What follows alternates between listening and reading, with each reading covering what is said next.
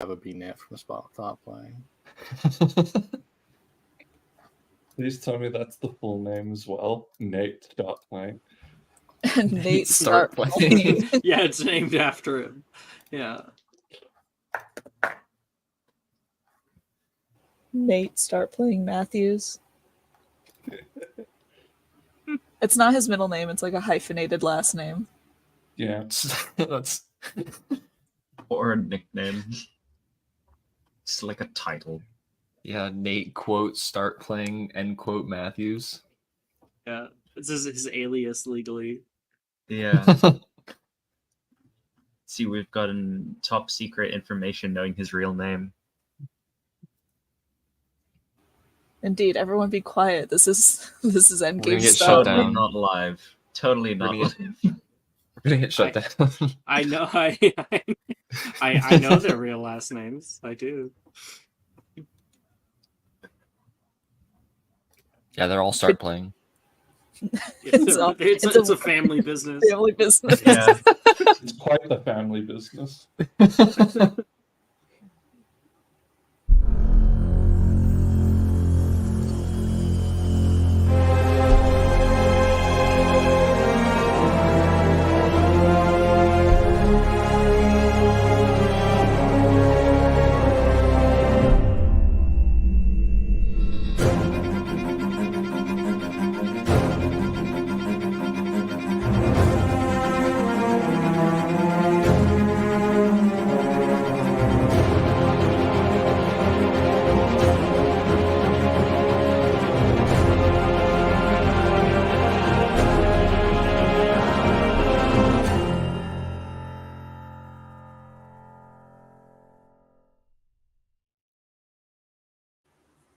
Hey everybody, welcome to Magic and Mysterium for Wednesday mornings.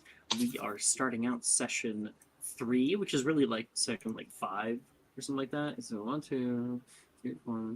Yeah, it's like session 5 actually. Maybe once I'm done with the campaign, then I'll actually fix all the session numbers. Who knows? And then it'll turn into something longer. Exactly. Oh, I really do wonder. I probably would maybe get to the 90s. I don't think 100. Maybe 90s Push if for I it. were to count it right. Round it off. Round it off for 100. You need to just stall in year 7 to literally get to session 99 and then end there. Get a Just filler right episode there. or 3. And then I would session be 100, Cats of Hogwarts. Fuck yeah. Yeah. Good Oh, old Cats of dude. Hogwarts game. Who No, would be can you Or believe... session 100 is like a Hogwarts reunion. Like, I where still have it's that 7 IRL years later. Can you guys believe that the first time I ever ran this was actually session 3. So we got done the Diagon Alley, the train, and the sorting all in the first episode. In one episode. I Wow. mean, I'm not messing with you. I think that's how my first game went. Yeah, you would have been one of the more earlier ones. So Mhm. yeah, we kind of Yeah, expanded it. I think I may have. I think it just ended at the sorting. Not at the sorting, but just after the sorting. Mm-hmm. Which is nuts because the sorting itself, Takes if I a were to really do all of long- it, could take a while. Yeah. Well, this session is called Tryhards and Tryouts, as we might be able to, if we can get done everything, get to Quidditch tryouts. Woo! Which I know one character of ours is especially excited about. Who? I wonder who. I wonder who. It's me, Gaia. If he wants to be a seeker. There's an owl among us. We need to find out. Wait, there is an owl among us. There's my owl. Among Us.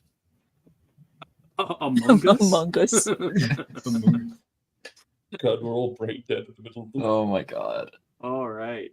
So last session, we completed all of the classes, astronomy, charms, transfigurations, potions, herbology, DADA, and ended off with our first and only flying class with Madame Hooch.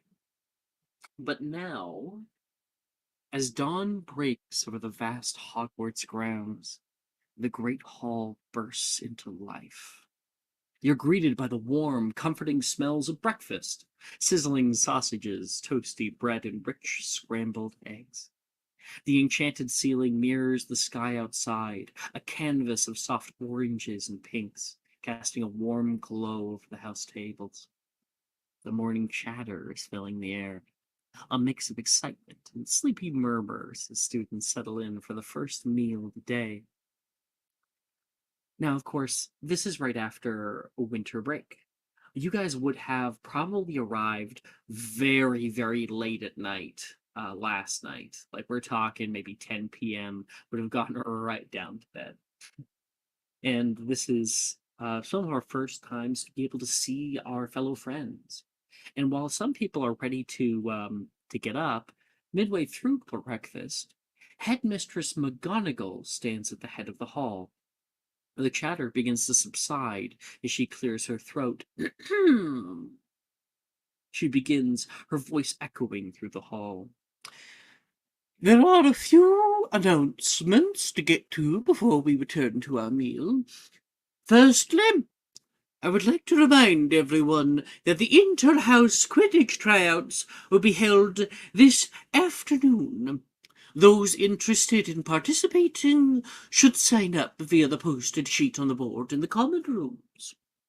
Secondly, I'm sure many of you have been witness to the terrible acts of vandalism upon school grounds as of late. A few of the younger years look at each other like, what is she talking about? Vandalism. With such events becoming more prevalent outside of class, I have decided to place a temporary ban on the Defodio and Bombarda charms. Professor Rojas has assured me that any rule breakers will be faced with severe punishments. She looks back and Rojas gives a little nod. This school of ours is a hallowed place. Witches and wizards have come and gone from its halls for innumerable generations. When the founders looked upon its foundations, they imbued it with magic, so that it would stand the test of time, to weather any storm. These walls have seen adversity, but it is only through our respect for these magical grounds that we will truly thrive. I expect to see that respect from each and every one of you. Understood? Good. Enjoy the new semester. And the clattering of plates begins once again. Over at the Hufflepuff table right now, Charlotte and Fee are digging into their meals, and Fee is probably helping out, giving Charlotte some sausages or something that were over by her side. Fee. Did you want the pork or the beef sausage? Charlotte is like holding some other food at the same time and just like shrugs because can't sign. Pork then. Let's try it. Aren't you gonna try this year? Are you gonna try? Putting down food. I think I'd like to give it a try. What position would you want? Not sure, because can't imagine doing team call-outs for coordination would be easy. No. The game's also governed by a whistle, if I remember right.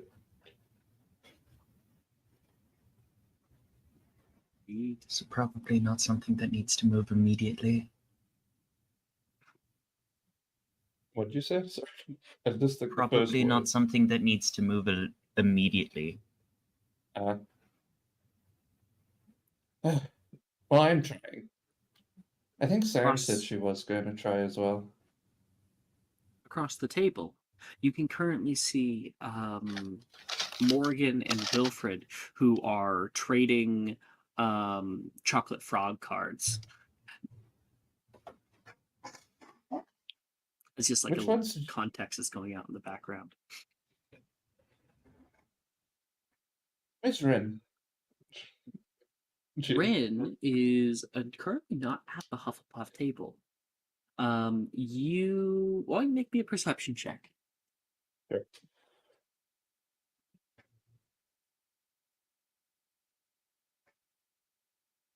15. You can see you see like a bright plume of yellow over at the Gryffindor table right now, and she seems to be cuddling up a little bit close with Nate. The two of them are talking. We spent time with with Sam and Sally. Do you want to go talk to them? Sure. Okay. Piles all Go. her food onto a singular plate and carries it. Are you gonna eat all that? That thing's like a lot bigger than your head. I'm gonna eat as much as I can before breakfast ends and it all goes away. Would rather be Ah. full by the end of breakfast than not finished. You guys walk over, and our scene unfolds over at the Gryffindor table. People are heartily exchanging meals, and Rin says, "That's so cool. I didn't know that people even do that." Well, Muggles do more so. It hasn't really caught on in Wizarding World, I don't think. So, like, your mom's a Muggle? Oh no, both my parents are wizard. We just kind of, it's like a little outing. And Nate and Rin are deeply entrenched in some kind of conversation. Doesn't it get cold? I might cheat sometimes. Once the snowfall comes down, throw up a few little flames. You could do that? I'll show you how sometime. And Fee, as you walk over, immediately Sally perks up. Hey, Erwoods, over here. She's giving a big wave toward you two. Yeah. There you two are. You two are hard to find. Move over. Logan kind of begrudgingly moves some of his stuff. Fine. And when you guys sit down, Sally says, "How was your winter break?" Yeah, it was great. I mean, Charlie spent most of the time helping me with charms, but it was fun. Wait, Rin says, you didn't break the statute of sorry, retcon. Wait, Rin says, you weren't casting spells outside of Hogwarts, were you? No, definitely 100% not. And you can see Darcy kind of chuckles to the other side. I had to be really careful about that. Darcy chimes in. Uh, I had family over for Christmas, so I had to lock my wand away in the room. I had to dodge one of my mom's sisters quite a few times. Sally says, out at our estate, we have like a little pond, sort of like a tiny lake, and it freezes over during the winter, and you can go ice skating. Do you have an entire estate? Yeah. Oh, I'm Ice sorry. skating Was sounds that fun. rude, Sam? I don't know. I don't think so. She's eating some of her meal. And Rin looks over. I was just trying to see what everyone was doing. Nate was telling me about going winter camping. What? Why? It's freezing. If you have everything prepared, Nate says, then it's not miserable. But if you miss like one thing, like an extra pair of socks, yeah, it can be pretty bad. I am not that Oh, and the little detail-oriented. flames you create? She'll sign to Fee. Mhm. If he And that just gets interjects for translated. you. I think Nate is taken aback because he realizes that you're reading his lips, and he'll say, "We have an eavesdropper on our hands." There's a chuckle. I'm looking for Charlotte's response to that. Charlotte will just give a very innocent eye flutter to the side. Don't play Thomas. up your innocence. Hey, Thomas. Rin is waving over toward you, Thomas. Yeah, How was your break? it was awesome. I got to go watch a bunch of my brother's Quidditch matches, and they almost won all of them. It was really cool. Puddlemill United is winning the league right now. Oh, I went to that one too. I didn't see you, Darcy says. Oh, there's a special section for people who are like families of the people who are playing in the game, so we got to sit in our own little section. Oh, lucky duck. I was pretty high up. It was kind of difficult to see. I saw other people with these like weird binocular things, but they weren't binoculars. Omnioculars, Logan says, kind of abruptly. Oh, why just one? You can do like playback and stuff. They're really cool. Magical. Darcy nods. And Sadie says, "Ugh, I'm jealous. You guys all gotta go out and do really cool things. I just stayed here." Did you do anything fun at Hogwarts? There's got to be something fun over winter break. My dad and I put up a tree in the Malcolm Study showroom. We while most electronics don't work, you can get old projectors working, and so we had an old movie running. I tried to invite Drusilla, but I don't know. I think she was avoiding me. Drusilla's in Slytherin, right? Ravenclaw. Oh, She's the kind of pale, short one, I think. Oh, the other pale short one uses Esme as well. We see the two of them side by side, and we realize, huh. like sneak a look over at Ravenclaw table, and it's like The pale short one that actually has color. The pale, short one that won't try to kill me anyway. Thomas has flashbacks to that one potions class where he had to sit next to Esme. Did you get any good presents over the break? Sadie asks. Shocking me. Yeah. Yeah. Oh,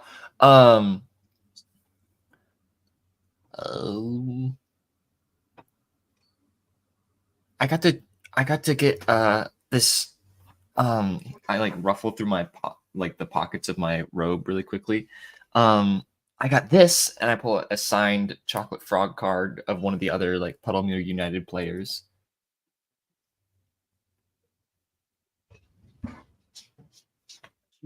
I think like Darcy takes it from you and gives it a good look. Ooh. They're running laps around Desmond Ulrich. Hand it back to you. Tell me about it. This is this is one of Puddlemure's best seasons in years. Yeah, just wait until they come up against the Chudley Cannons. Sam interjects. The cannons are doing horrible. So not a recently. little change with you, which you would already understand. So a little retcon. See, Chudley Cannons are always at the bottom of the match. Not this year and not last year, because they have a new Seeker. Yeah, Harry they have a Potter. new Seeker this. Oh, that's right. Yes. Well, they're doing much better this year. Potter's on their team, and apparently he's cleaning house.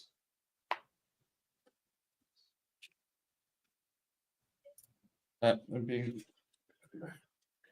Elsewhere. I guess. Sorry, Thomas. You saying No, it's something? fine. Go ahead. Elsewhere in the Great Hall right now, Miss Esme, what are you up to? You're at Slytherin table, right? No, somehow Esme is actually Ravenclaw. I know Oh that shit! is I always stunning. fucking forget it.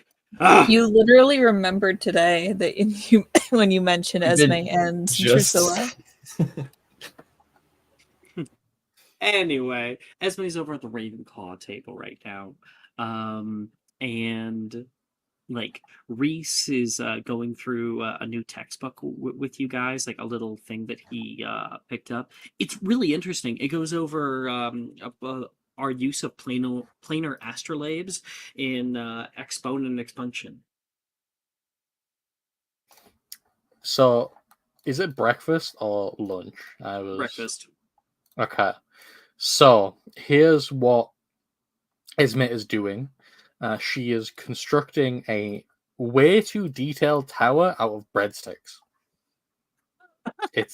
She's been at it the whole. She's not eating anything. She's literally like it's getting too tall. You know, it's like there's a Make a certain sleight of hand point check. where every now and again people look over like, oh, she's still doing it, and it's like up to like her neck now, and she's still building it, and she's very intensely. She's like hunched over it, just working away, and because it's of course the food is, magically appearing. It's literally there's too many breadsticks. People start to like hand you their breadsticks. Exactly. They're like, wait a minute. Use like Can I ask if toothpicks as nails. Can I ask if it's a model of a tower or if it's completely creative? So like Paris, the Eiffel Yeah. Tower. Oh, let me go into my mind palace for a second. Dubai. No. It is it's the Shard in London that she's building. Oh my god. Why are you looking at us? It looks cool. Yeah, really Chronically British. It's the only thing I can do to stop American cultural hegemony is I have to make everything really British for no reason. So make me a sleight of hand check. Okay. You know what? Make it in your hidden if you can. Okay. / our skill.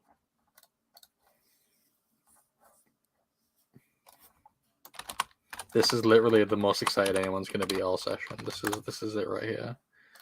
This is the moment it matters most. There you go. I've rolled it. Okay. Esme has been hard at work. While other people are, talking about the new classes that are going to be coming up or about their previous grades. Did I ever post grades?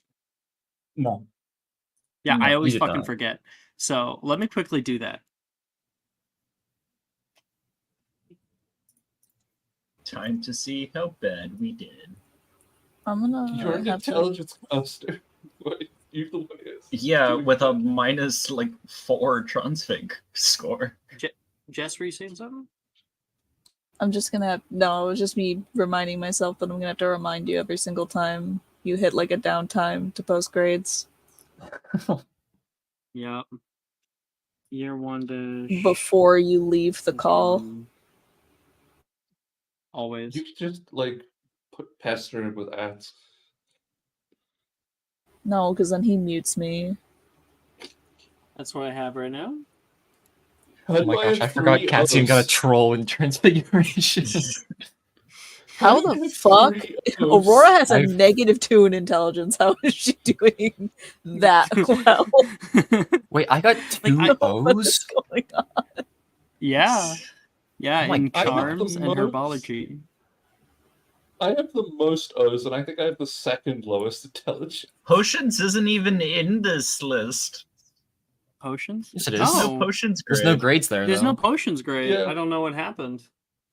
Did I I don't have know what 4 happened. O's? Whoops. My bad. Because you and I got a superior. We that had- did get, yeah, we got superior potions. Damn, Yeah. where'd it go? Where did the grade go then? Did Maybe you you just like notched maybe it you down. put? You know what I think Maybe- happened? You maybe didn't put the potions in, you like rewrote the potions over herbology. Let me Yeah. look. Let me because I can like go into the edit history. Oh, that would make sense actually. Right, that because makes Aurora sense. did get that natural 20 in In herbology. herbology. I should have And an Yeah. but I A. did not. in I did not do good in Valley I just want to herbology. say, in potions, I got a superior potion. I remember this. Yeah. Yeah. Yeah, 4 of Okay. us did. So I think Yeah. maybe that is probably what was the case. Yeah, I'm going through it. I'm just gonna Just try to scroll find the all the way grades down. for the original. Do you 'Cause I also think want me you to may have reference done- the grades for... No, do you- no. Did you find like Wednesday I got, morning? they look the exact same. They did not change from the moment I put them in. Maybe you just So I didn't. just You didn't count missed. them. I just missed. If you guys wanna tell me, I had an A. I just barely passed. Okay. I don't remember what I got in herbology. Thomas No, I doesn't got in an- either. potions. In potions. Oh well, Oh. I got a nat 20 in herbology, so Yeah, That's why I'm that saying might that be you- in What? this. maybe you didn't record the herbology grade and you recorded the potions Oh, grade in the goodness. herbology. That's what Yeah, happened. that would So make just sense. copy that. no. So we just have to figure out what our Okay, herbology I'll were. paste up here. Yeah. Then. I think that's probably what Hold on. happened. That makes more Because sense. Yeah, Because because four of No, we there's us can four probably of us. scroll back and Potion. find it. That makes a lot of sense actually Yeah. because the grades had like the investigation checks and stuff. Mhm. So if you guys go back and in the rolling category and we try to find the herbology checks, you can I probably I already know I knew fix it mine. really quick. Oh boy. I got an I don't think I A did very because good. I barely. Yeah, I got an A because I got just over a 10 for my herbology check. Herbology checks, yeah. So we Thomas Yeah. Thomas got a. I'm gonna put this over here. Oh, I got a so can 16 kinda for do this. mine. Yeah. I see a 4. Did you roll? I did got you a get 4 to for roll my again? investigation check to find the flowers, and then Darcy found Oh, the yeah. flowers. And then or Thomas something got like that. 16. Okay, cool. Yeah. Cool. So I'll add that Well, really quick. what 16. found the flowers was you saying it's behind that bush, and then the Yeah, 30%. and then it was there. the 1 in 3 chance. Yeah. Then we got for Charlotte now. with a 19.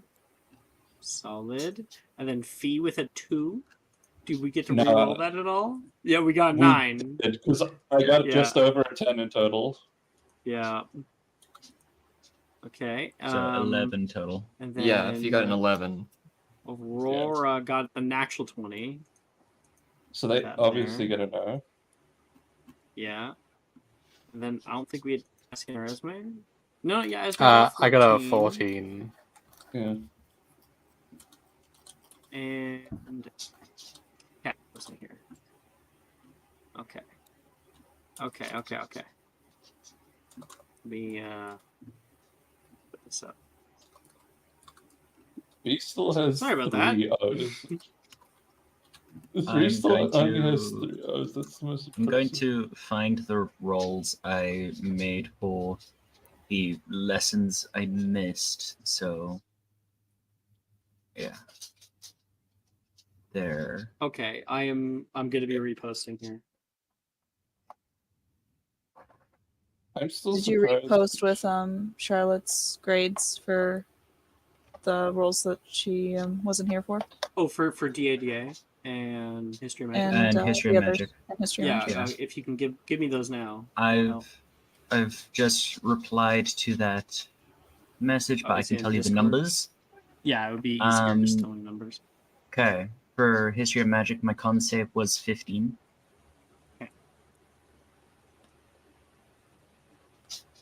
And DADA? Yes. Do you Uh, need to hear bins for him to put you to sleep?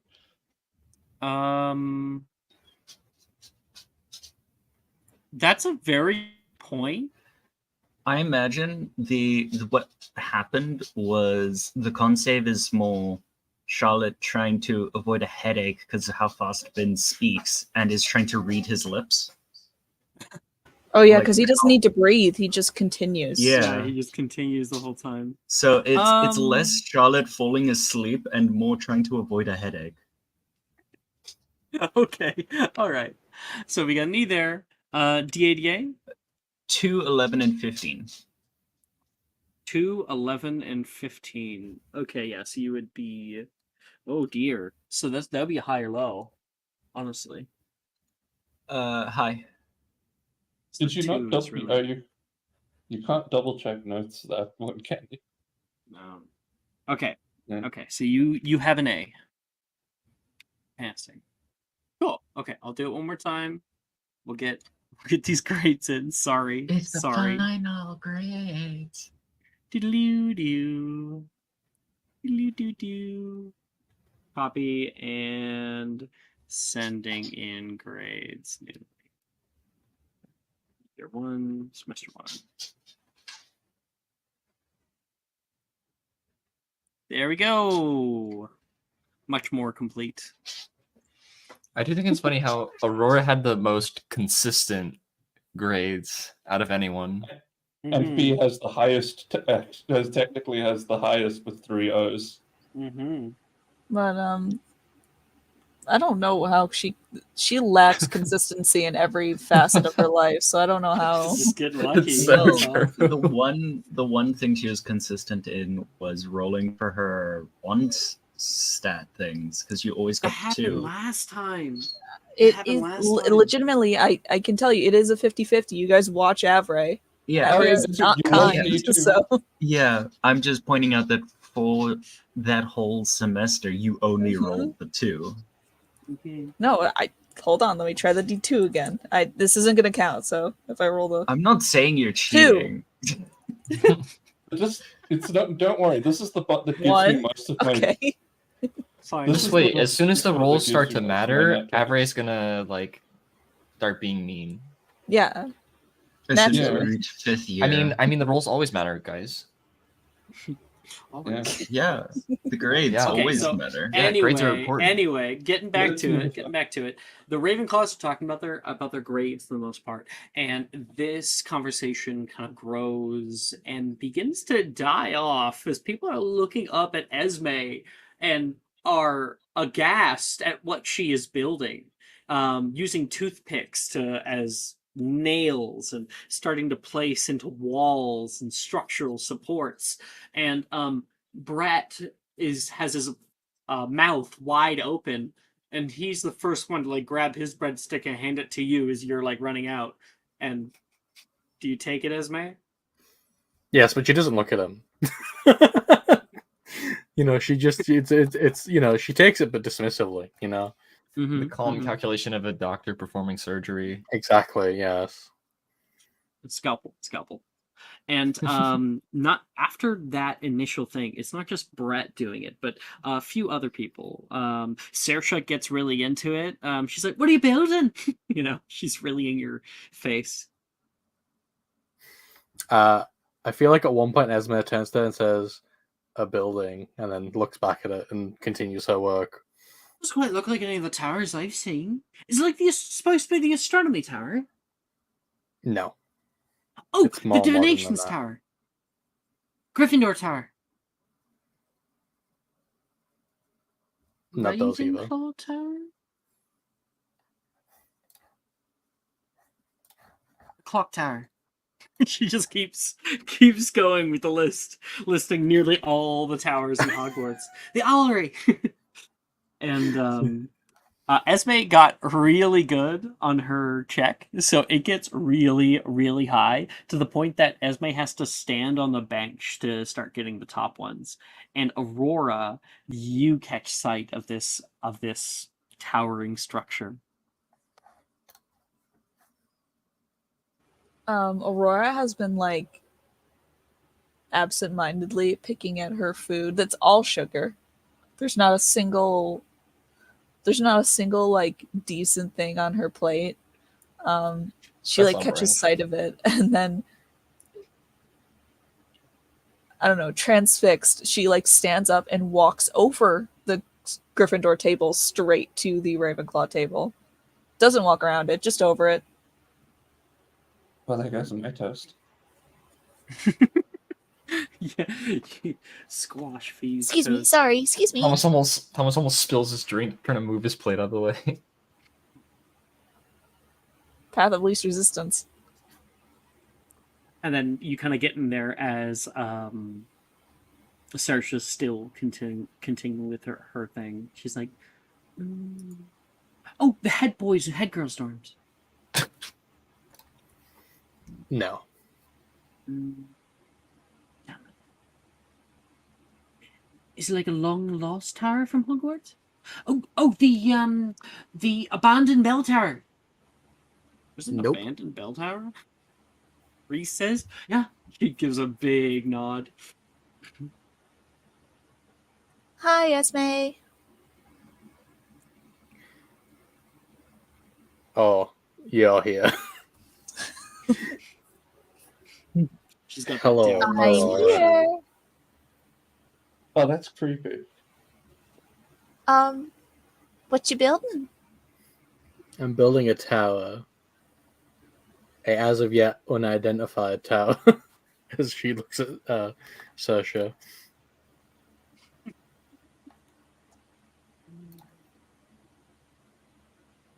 I don't know, stumping me, honestly. Hey, Aurora. You're always a sight for sore eyes. Hi, Saoirse. Finally, we're bringing a little bit of colour down here to the Ravenclaw table. I don't know what you mean. She What's, stops and looks at Esme, and then like Drusilla, and then Janice. Oh, just making conversation. What kind of tower are you building? Just a tower? I saw a picture of this building in London, and I was like, I could make that. And thus, I'm making It's it. Big Ben! Big Ben! I knew it! Big Ben Yeah, is the the clock name tower. of the bell, not the tower. Oh, wait, seriously? Yeah. I'm also not building that. It was also originally created by the Danes, Janice says. And as we all know, the Danes are the most dangerous practitioners of bog magic around, so you should not be bringing their deeds into high esteem. Sorry, that racism was out of character.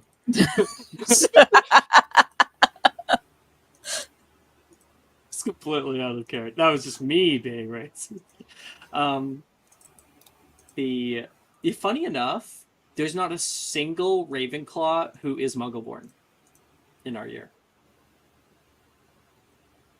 Mm-hmm. That's because you have to be a nerd to be a Ravenclaw. And if you're a Muggle, you're by definition cooler than any wizard. Sorry, I have to say it. Billy looks up and says, "It's getting kind of large. What are you gonna do when you're done, Esme?" Kind of feeling I'm gonna the destroy answer. Do you think that And- it'll disappear with the rest of the food when it gets whisked away? Well, better not. I mean, it'd be really anticlimactic if it just vanished after I put all this work into it. I didn't even get the satisfaction of tearing it down, destroying the thing that I myself had created and given into a new life. I mean, that would be ridiculous if that happened. Janice grabs her food and stands up and actually I think she'll finish her food very quickly, like the last little vestiges of it, place down the plate, get up, grab her bag, and leave. Like, I'm not staying around for this shit show. Brett says, yes, Pete? Can I accio a breadstick out of the base of that tower?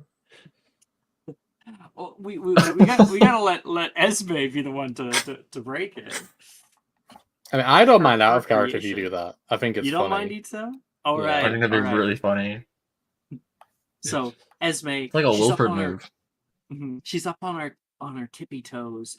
Brett is asking, "How exactly are you gonna, And then you just place that last little one right on the top." What do you say, Esme?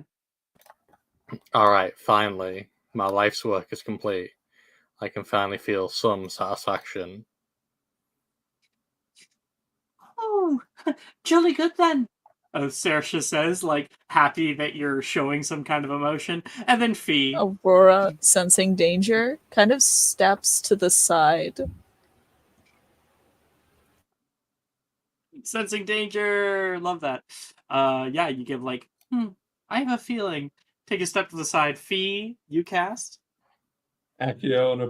She wants just a general breadstick, and she just Accio specifically one out of the tower. Oh, it's like accidental? Is it just like Yes. Accio breadstick? And like she just comes from the nearest breadstick. All the breadsticks are in the tower. Yeah. Yeah. Accio breadstick. The bottommost one flings right out and shoots across the hall. Oh, perfect. And then Fee, you look up as you can see this tower begin to buckle from underneath. It starts to wave like a tentacle almost. Esme, you look up at it and it comes straight down. And we're gonna say that it comes straight down upon Brett, completely encapsulating him in breadsticks to the point you can't see him anymore. There's a high-pitched scream that becomes muffled. He's toast. No.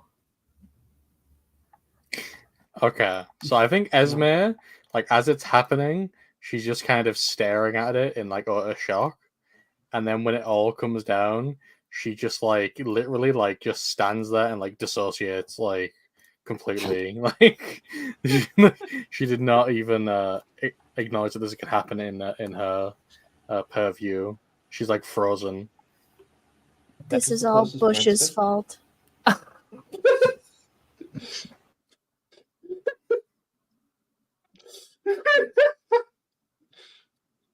Wait. He just keeps eating the breadstick. Like, I thought that was a closer one. Love Charlotte especially. You know, Charlotte, Fee, Esme. In fact, everybody has earned a inspiration for their own role play so far. I love the little comment with Charlotte with was it This is all he's toast. This I is all love that. Bush's fault. All Bush's fault. Hilarious from Aurora. Fee with the idea of grabbing the breadstick. Thomas with just his general awesomeness when it comes to talking about Quidditch, and Esme with the entire idea of the tower. Fucking dope. I like the idea that Charlotte signed He's Toast. Fee's the only one who understood her. Yeah. That's why the joke ended there. I loved it. I immediately realized I'm like, Fee's the only one who gets to witness this greatness. Okay. It is around this time as like Billy's trying to scoop out Brett from the breadsticks. Brett, are you in there? You can hear the muffled voice of Brett. And then a large bell goes, and all the breadsticks, including all the other food, softly disappears. Yeah. He's breathing heavily, as if he just came up for air for the first time. I'm alive. That's a shame.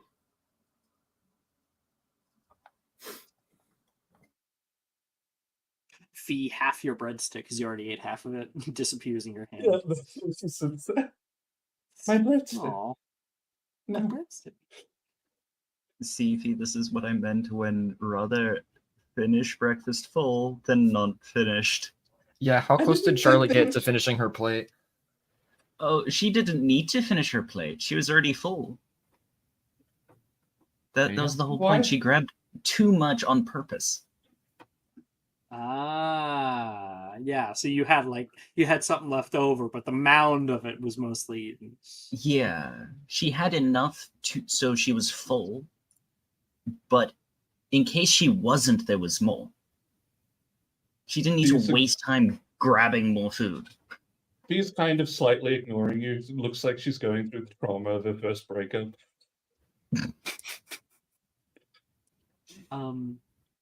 Transfigurations class is first on our docket. You all would pass over the suspension bridge through the quad and enter into the Transfiguration courtyard, where that familiar door awaits. And as you enter the Transfiguration classroom, there's a palpable sense of anticipation. The room buzzes with the energy of the students, each finding their seats and settling in. The clatter of books and parchment being set on desks fills the air, punctuated by the occasional laughter or excited chatter about the day's lesson. Near the window, Wilfred and Levi are animatedly discussing the intricacies of last semester's assignment. Gestures lively, Levi mimics the movements for conjuration, which only serve to dumbfound Wilfred to the most part. In contrast, a few rows ahead, Reese, Drusilla, and Brett pore over their textbooks, whispering urgently as they quiz each other on spell theory and wand movements.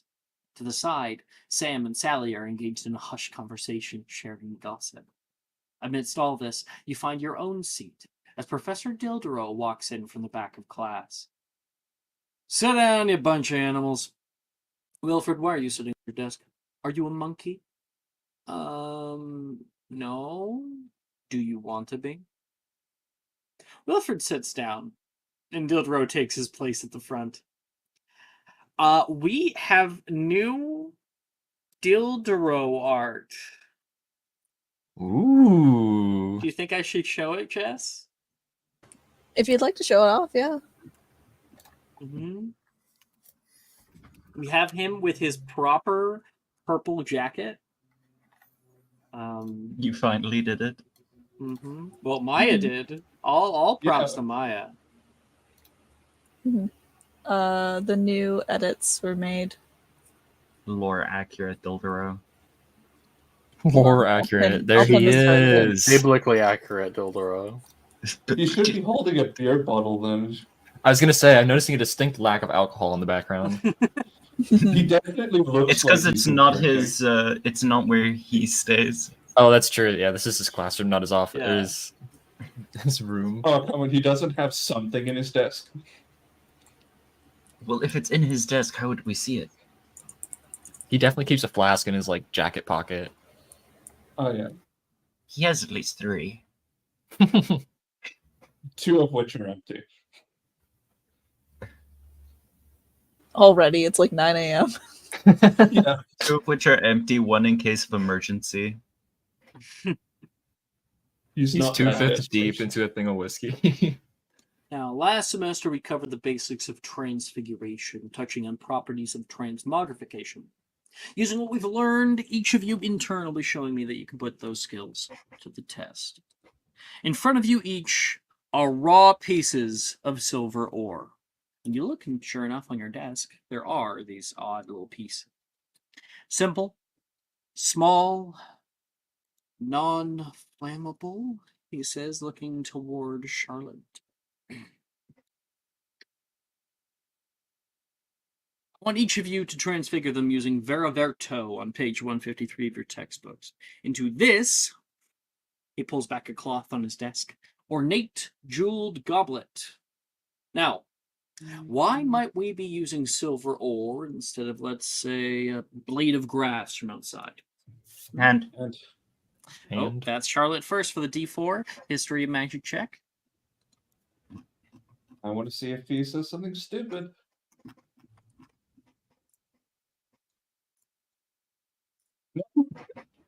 that is Didn't even that is Oh my a gosh. natural Need the D4. 20. Disgusting. that is gross. I rolled max on the D4 and got 30. Fuck yeah, dude. Oh, okay. You know what? I'm gonna give you the full answer then. That's yucky. Please tell me you're going to take skill expert and double that proficiency bonus.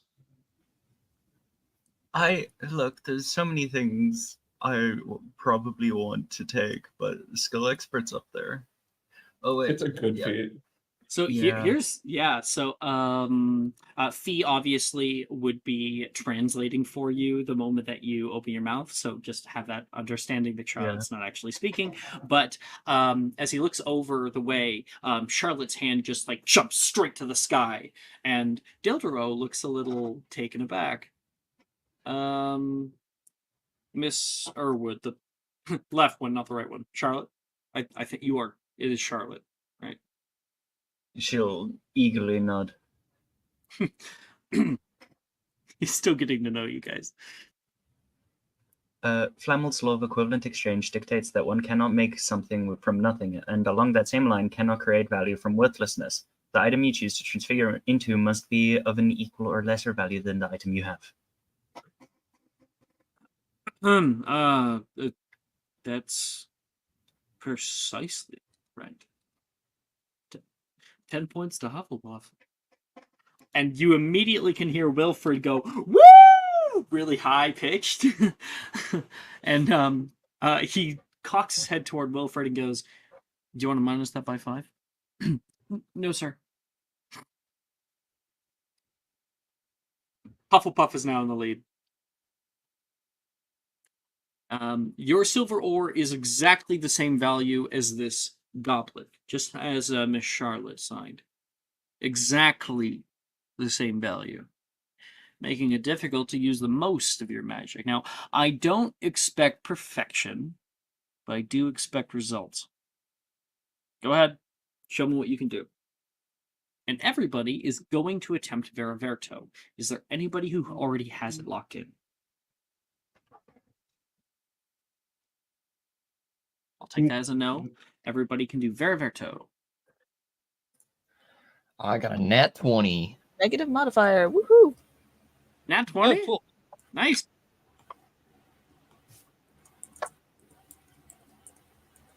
I'm going to double check notes. Not the -1. Oh no. yeah. That's really bad. Oh my god, What and a is nat why I'm 1. double-checking notes? Jeez. Did you get a nat 1, Thomas? No, I got a nat 20. Jess got a Jet nat 1. got a nat 1. Oh, okay. Okay. And Charlotte with got a double negative check 1. notes. Well, with double check notes, it becomes 13. Yeah. Redone. Okay, we got 13 for Intellect Charlotte. costing. Okay. Fee, what I got about a you? 6. I got a 6. 6. Okay. So I guess it's good to explain one thing. Esme, what about you? I got a 14. 14. Okay. And Aurora, can I have you roll a D100, please? You sure can. Uh-oh. Okay. You So could inspiration. Nope. Don't need it. Not using it. No. Failure is sometimes good. Failure is sometimes an option. everybody works hard at casting out their magic.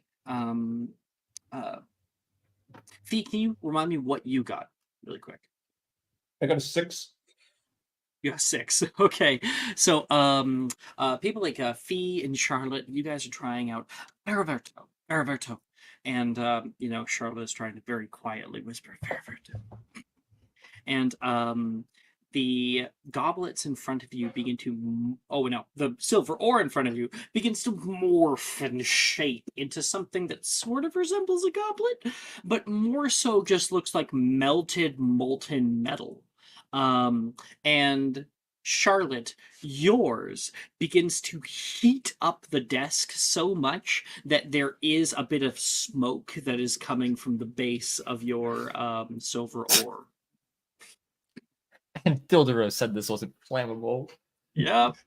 Oh, he said saw the it. ore wasn't flammable.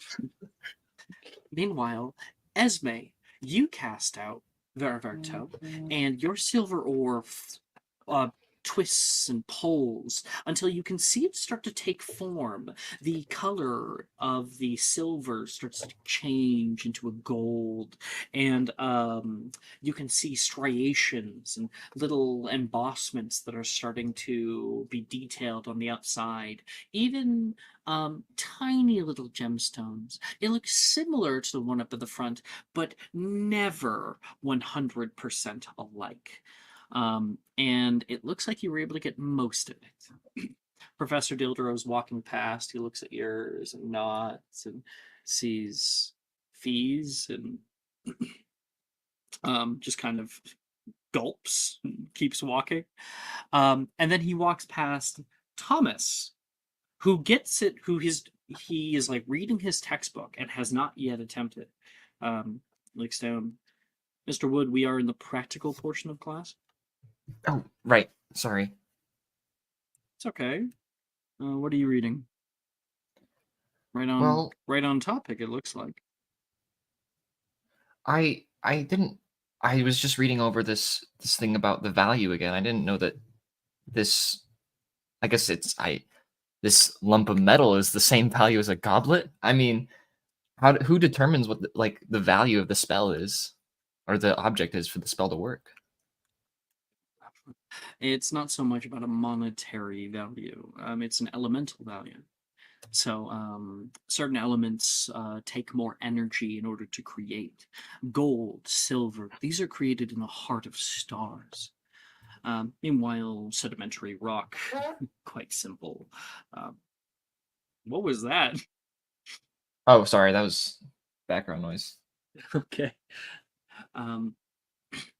So, but you'll find that economics nowadays somewhat follow Flamel's law. You're looking at You the said raw capabilities of their elements, their materials. wait, elements? So we can transfigure water and fire? Not elements so much like Aristotle or Socrates. No, no, we're talking. I suppose you wouldn't understand that yet. We're talking about base metals, like let's say there's hydrogen, nitrogen. There's lead and mercury and gold and uranium, even. Thomas starts like breathing a little faster. He's like, "That's a lot of information." You'll why don't I find out just more try about the that if you spell? ever get into alchemy class. Right. Why don't I just try the spell? And I'll like close my textbook and kind of push it to the side and like take out my wand. Verto. Professor Dildero watches on with anticipation. He's wondering, you've done a lot of the legwork to understand the underlying concepts of what you're casting, and he's wondering how it's going to pan out. And you cast out Veriverto, and he watches as your silver ore, within a few seconds, morphs and takes shape to be exactly the same as the front goblet. There is a beat. You're even surprised, maybe, about your own capability with it, and Professor Dildero kind of blinks. He takes the goblet immediately, almost forcibly, and investigates it from the outside. This is perfect. Wow. Very, very good, Mr. Wood. Honestly. Thanks. 5 points to Gryffindor. He drops down the goblet back to you.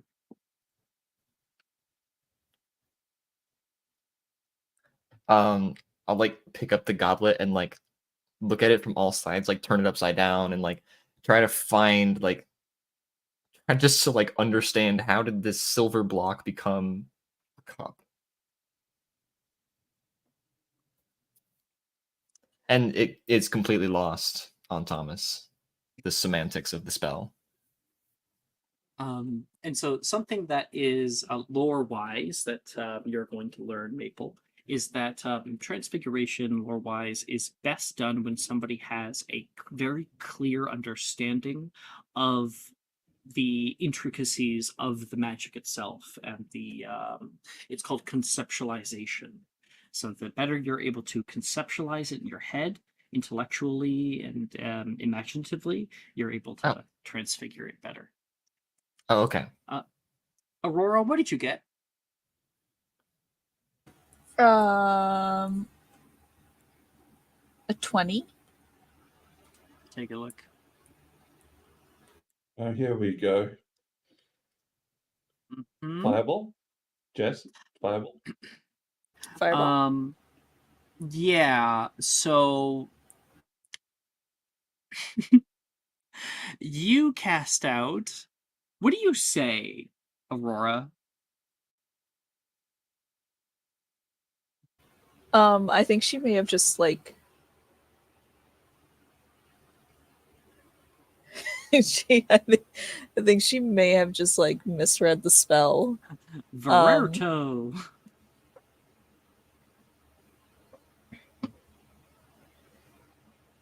Let me double check this. What?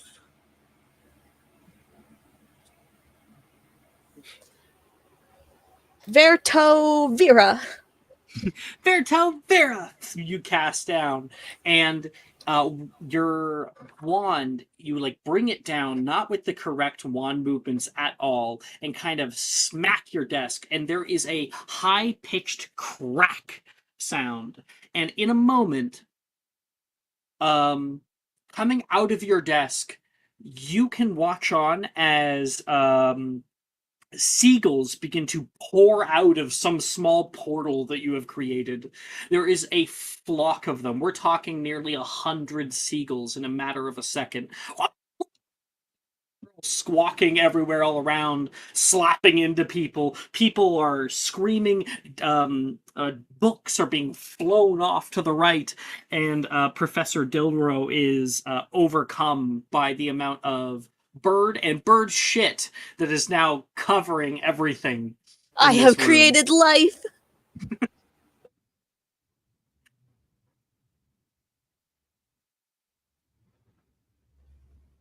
So that takes a while for him to handle because one Reparafarge only gets rid of one bird. So he ends up having to like yell at Wilfred in the back, like, Wilfred, open the door! Open! So I can't hear you, Professor! He's yelling back. Wilfred can't hear him. Wilfred loves this. Thomas! Thomas! Sorry. I'm very composed right now. Thomas is gonna like crawl between desks to try to avoid the birds and like try to just like Army reach up crawl. from the floor to grab the door handle and pull it open. You flick it open, and Professor Dildero casts out, Ventus! Back, you fiends! And there is a maelstrom of wind that flutters through. Anybody who had notes out, those are getting kicked up into the air, and all the birds are shot out the door into the hallway. Yeah, Fee is slowly using Utilitatum to clean herself up. Can I try to cast Verito on one of the birds for fun as it like flies out the door? Or are they too fast? You do have 2 other transfiguration spells to attempt, so if you wish to attempt it now, They you have absolutely Verita can. locked in because they I crit have it. it locked in, yeah. Yeah, you have it locked in, so Yeah. yes, you can. Now I think Verito's a sort of like a touch spell, and they're all moving. So I'll allow you It is to a touch do. spell. Yeah, I'll allow you to do like a spell, make a spell attack. So do / spell attack. Okay. Do I need to do type or anything like that? No. Oh no, because that's never mind. That's an 8.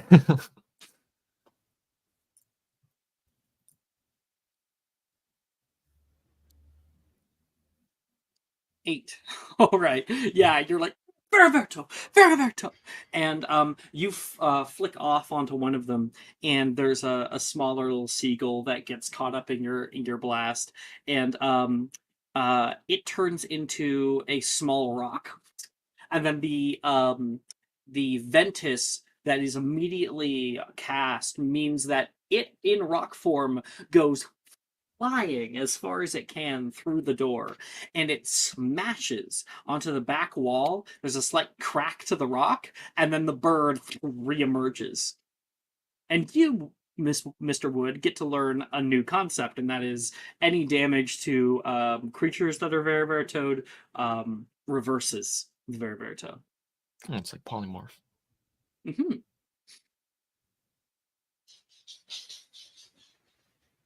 Cool. Everyone else gets 2 transfiguration spells to attempt.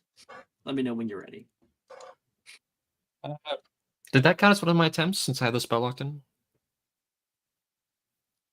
Huh? No. So we No, did no. Veriverto, and Okay, cool. then you pick 2 other spells. Yeah, you don't have to attempt Veriverto anymore. You just have it. It's locked in. You never have to roll to do it ever again. I'm ready, by the way. You can cast it at will. Yes, Fee. I got a 16 for Incendia and a 15 for Veriverto. Okay. So, I've got your grade down. It's something important for Maple to learn is that second semester grades can only go up or down by 1, unless, of course, you get a nat 20 or a nat 1. So Fee, for instance, had an O, and she got like a 6 or something. Even though she got a I got a 6, 6, yeah. her O only goes down to an E. Okay. And so Fee, you're now at an E. Yeah. Something important to know. Fee's done. And now I have another spell I can cast wandlessly. Actually, I'm ready. All right. I Oh, can't help you. I can't. No, there's no helping me. I could give you two. I could give you 2d4s if you want to like go for it. If I want I to thought we were only doing that once a class. Or no, we were I doing the haven't used ones it. One and is then the D4 for Hufflepuff. Hufflepuff.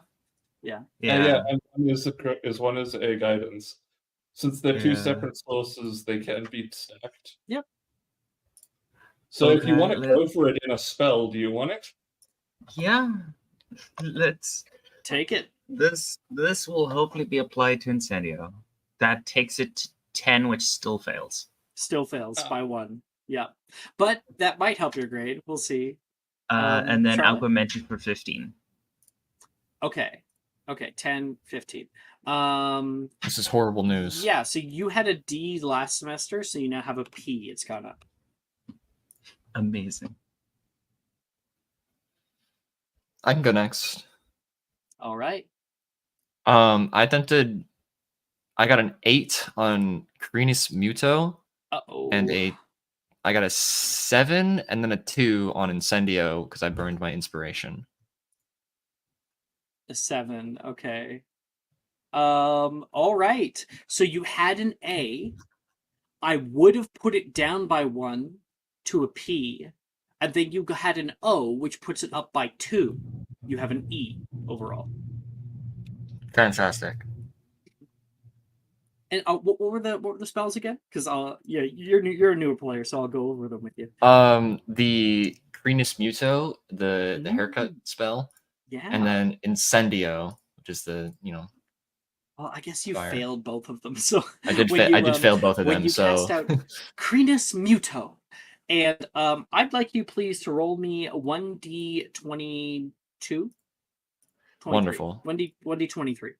Can I just say, I think as Thomas is casting Crenus Muto, he's attempting to make his hair look like Aurora's, but just like with his hairstyle. So he's trying to do like the rainbow deal. Uh-oh.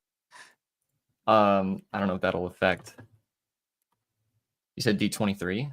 Yeah. So you go !R space 1d23. Yep.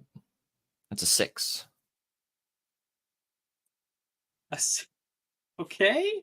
Let's see who that is.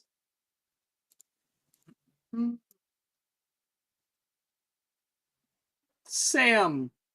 So you cast out Crenus Muto, and nothing seems to happen.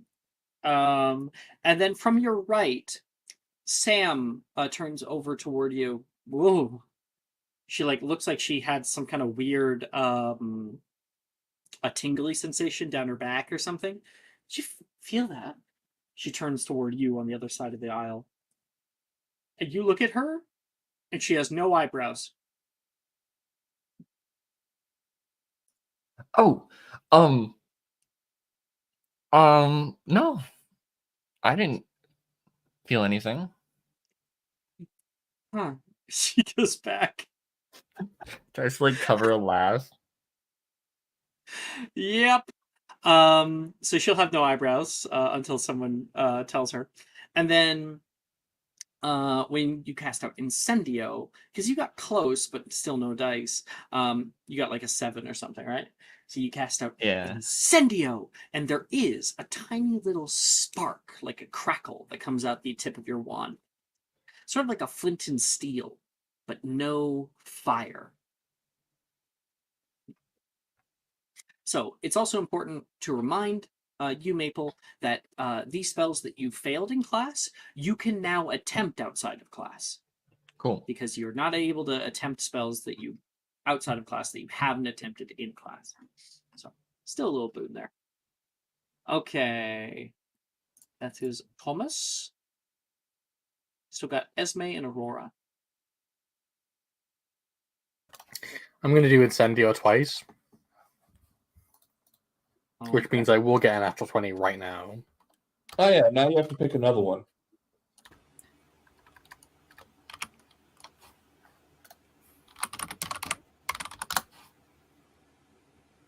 No, you get to do it twice. No, now I'll get it on the second one, and Now it'll you be get really a natural annoying. 20 when it really doesn't matter. There we go. I succeeded both times. I got a 12 and a 15. All right. 12 and 15. Yeah, that's still going to be an A for you there, Esme. Mm-hmm. And Hey, Jess. So, funny story. I did retry Vera Verito, got an 18. That's wonderful. I also tried Crenus Muto and got another nat 1. Oh, Okay, I have it. So I tried to Aurora, help you. So good. I'm fine. Save it for someone who matters. Aurora, you're on. Wow, double that ones. You're finishing up some of your wand movements there, and you slowly look up, and you can see Professor Dildero, maybe 7 feet away from you in the aisle, staring at you. He's got white bird shit all over his shoulders, and his left eye is twitching.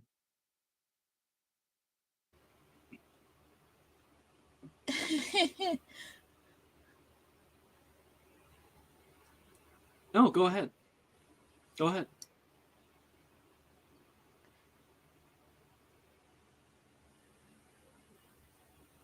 Please.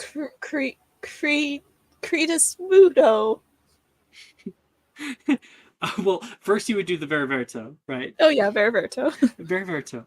So he begins to see, like, he has his wand at the ready, and it does successfully form into the shape of a goblet.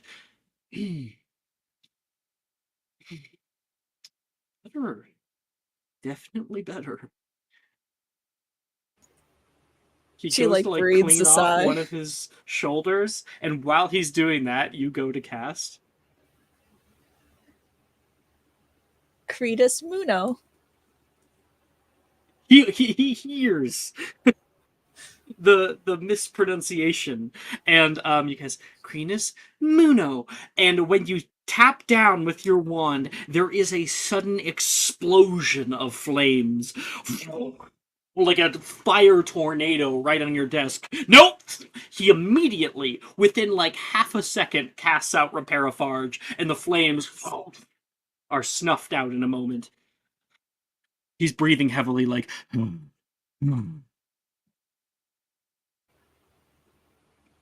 Professor, I don't think that was the spell I was trying to cast. Muto. M-U-T-O. He points at each letter on the page.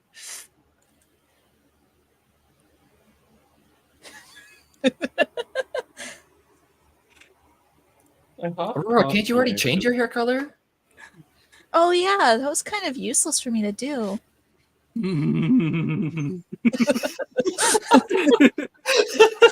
That was fucking brilliant. So Hi, Laura, Professor. why don't you come to the front? Oh, Aurora's just. This is so funny. she gets up and she waddles her way up to the front. I have never had anyone go from an A to a T Oh, this jeez. quickly. Is that It's fair. one of 2 nat ones? Double nat ones will do that to you. Double that ones. Oh man, You get an 18 though. I did get for what it's worth. I did get an Because 18. that matters at this point. Because that Yeah. matters. Otherwise, you'd be below troll. You'd be in You the can't dungeons. fail worse than total failure. Dildro sends me out of the class for like a week. Next transfig lesson, you get 3 nat ones. Dildra Oh, puts my you in a dream. pool of water so you can't set anything on fire. And Just brings a fire hose to the next transfiguration class. Professor Dildro is so relieved when, up in the air, the bell goes. Thank goodness. These fucking first years are gonna kill me. I think it'll be And- alcoholism. He doesn't know that. And See his office. wait, did we see We his have office? We been in- saw his up. Yeah, because All of us have been in his Aurora fucked up and became Vector. Yeah. Yeah. Right, I All of forgot us have about been in that. office. We also Hmm. Sorry, Fia, what was that? Nothing, Professor? That's what I thought. And everybody heads off to History of Magic class, which is next. And as you enter once again to Professor Bin's History of Magic class, the atmosphere is almost tangibly soporific. The droning voice of Professor Bin's, a ghost who seems oblivious to the concept of student engagement, fills the room. Each of you is already slumped in your seats. The initial novelty of having a ghostly teacher long since wore off. Around you, some of the students are doodling aimlessly in the margins of their notebooks, while others stare blankly at the slowly moving figure of Binns at the front. Professor Binns, in his monotonous tone, is midway through an excruciatingly detailed account of some archaic tale of history. Emmerich the Evil terrorized the south of England in 1421. He was known for burning crop fields with his winged steed, Rathanax. When wizards make pacts with magical creatures such as Rathanax, we call that a what? Before anyone Yeah. has even the time to put up a hand, he says, "That's right, a Rathalinely." Professor Binns continues, oblivious to most of the comatose state of his class. Some of the students' heads start to slam onto the desks, falling asleep. In 1463, his reign of terror was ended abruptly in a ferocious duel against Egbert the Egregious. It's important that we don't mix up Emmerich the Evil with the much less infamous wizard Uric the Oddball, who often had the propensity to wear jellyfish as hats. This will be on the test. Moving forward in 1531, Bin's words trail off as the scene cuts away, leaving most of the students in their trance-like state. The classroom is a tableau of academic tedium, under the unvarying cadence of Professor Bin's lecture. Everybody, make me a con save. God, that sounds like one of my professors I had in second year. I can't remember. Is there a bonus to this if you have keen mind, or am I crazy? You roll History Really? of Magic instead. Thank you. I'm glad I'm not tripping. Oh my god, Nat's ones. God, Right, Maple. nat Thomas, 20 did you get a today. nat 20? I did. He can't keep getting away with it. I think Thomas keep getting so away Thomas with Thomas is using his hand to hide the tip of his wand, and he's casting Lumos and Nox over and over again to keep himself awake, like kind of like with the little like A little flashbang. flashing light. Seizure warning. He has Lumos not locked in, so he's just like casting it behind his hand so that Professor Binns can't see, and he's like keeps like looking down at the light to like wake himself up. Bold of you to He's just assume that Professor flashbanging Binns would ever himself notice. constantly.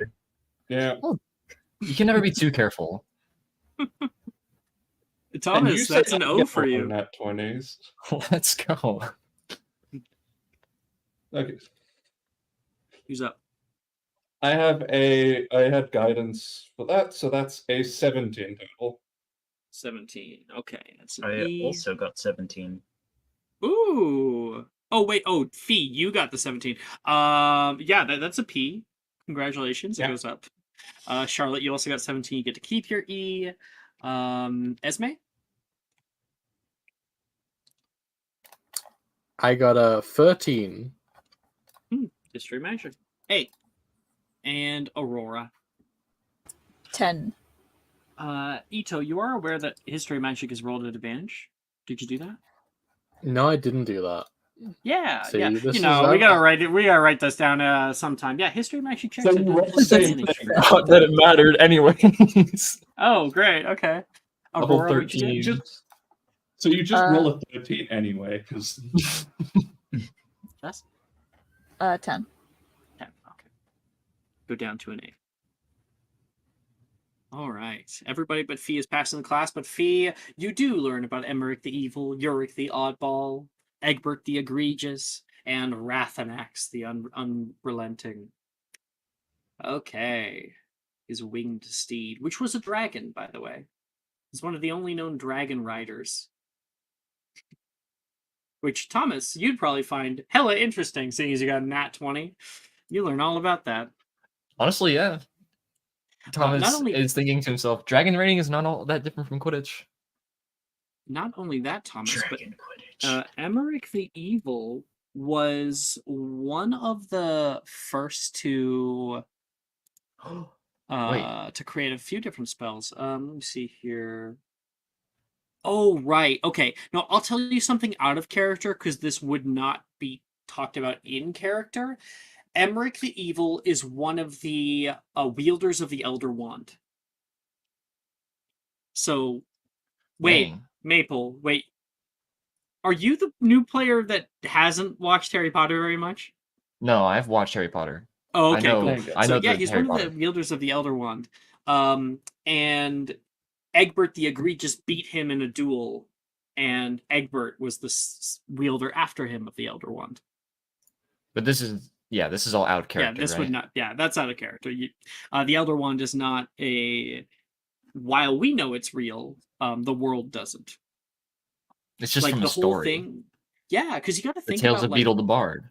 the whole Three thing with Brothers. the Sorry, I've read that book. the Deathly Hallows. In the Deathly Hallows movie, it was never actually made public. Harry doesn't go off talking about what happened. Nobody really knows why he came back from the dead or anything like that. So, and technically, the Elder Wand, according to the books, was never snapped like it was in the movies. It still exists. And once Harry dies, the Elder Wand's power will be destroyed because no one will have beaten Harry in a duel. Yeah. you've given me an idea for Rose. No. No, you actually No. can't do any of the Deathly Hollows. I have already asked. It's not a thing that you can do. People be like, if I roll a nat 20, can I find I the use my resurrection stone? nat 20 on my Yeah. wish. No. Just The let answer me is find the no. Elder Wand. Yeah, the wish is meant to be a minor one. Minor. What's minor? It's just a stone, right, Jess? It's just a one Just I- stone. Well, yeah, I requested, like, my 9th level request was like, hey, if I use this and if I use my 9th level request, can I find the stone? Possibly. And he's like, no, we're not doing that in this story. And I'm like, cool. If I roll in that 20, I should be able to turn my cloak into an invisibility cloak. That's how it works. Your cloak turns invisible, but you don't. It's an invisibility cloak. Just It's true. That's gotta be added to the junk shop. An invisibility cloak. Well, quotation there are marks. invisibility cloaks that do exist. It's just that invisibility cloak is like the most perfect. Like Yeah. no invisibility cloak will ever obscure you perfectly, but that one does. Because not even death could find. And honestly, JK fucks it up because in the books, Mad Eye Moody sees through the cloak with his eye. Yeah. He does. Oh, And also- yeah, right? It's- Right? We don't need to get into But it. that We was don't need to get before into it. she had that set in Yeah, stone. So and also, annoying. Harry can be tracked with the Marauder's map. Yeah. So, Death couldn't find you, but Mad Eye can. And 2 gingers.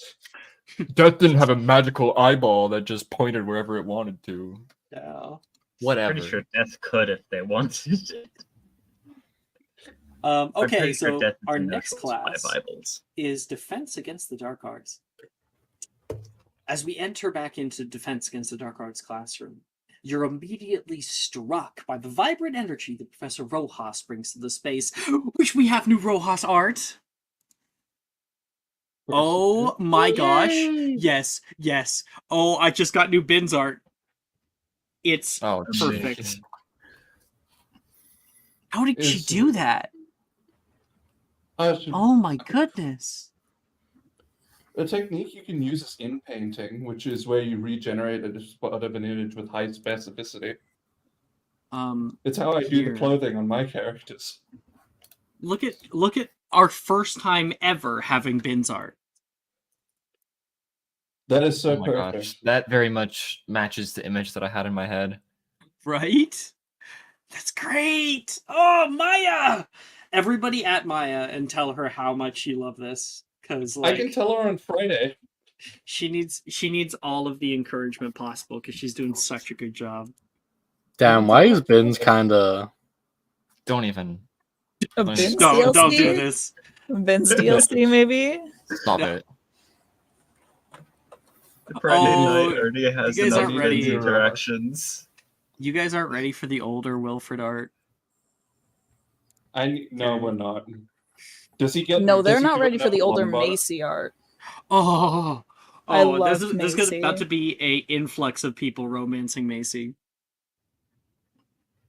Is there a new Sam yet, or is Ryan not gotten Sam, there? no, we've Oh, no, not yet. I think we're close to finishing the Hufflepuffs. She's just actually some, doing the little stuff. Gryffindors now.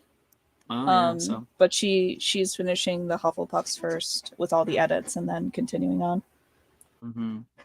Anyway, I'll find Rojas's art. That just came up when I opened up the chat that we're You're coordinating. probably in. gonna have even more people wanting Rojas. It's No one yeah. can I mean, seduce her. she's meant to be a little hot, you know. Mother. Okay.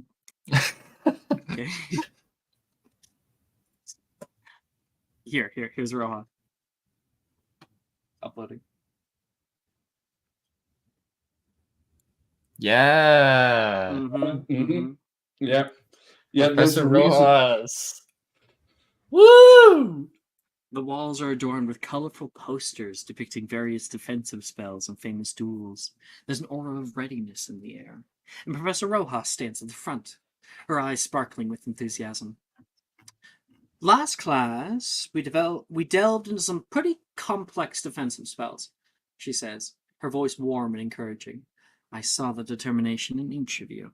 The way you push through challenges, that's the spirit we need in DADA. Resilience, courage, and a willingness to learn. She moves around the room as she speaks. Today we're going to be practicing in groups. Now I want you to pair up or form small teams. It's not just about mastering the spells. It's about teamwork, learning from each other, and understanding that sometimes the strength of a group can be greater than the sum of its parts. Buena suerte! And everybody gets to choose 3 DA spells to attempt. And you guys can partner up with a few other people if you guys want. Should we grab Does Sam this and count Sally? as a new day for double check notes? No, I don't think so. I mean, I'll double check. I'll double check the double check notes. I mean, Let's go class schedule says M&M it's reference. different day. If it is, I know mean, some of good these day, I forget to put EOD on it. So first year, yes, we had history magic yesterday. So I'll make a note in my notes. EOD. Having a good day, Jess. Jess, did Yeah, you I'm get having a movement blast. one? It's because Is we that- is spoke that- about all the No. twos It's on the dice there earlier. Oh, it's I love having negatives as modifiers. I have one character has -5 in all of her mods. It's great. This is great.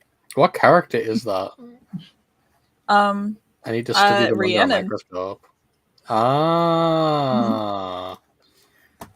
Do that you makes want to sense. does Charlotte want to go with Sam and Sally? Because we might as well fucking make the joke of the twins marrying up with the twins triplets at this point. Yeah, not a problem. You guys can definitely. Yeah, But you're we're gonna okay also with that. have Logan in that little group there. Do we He's gonna be have pulling to? along. Yep. Do we have to? Damn it.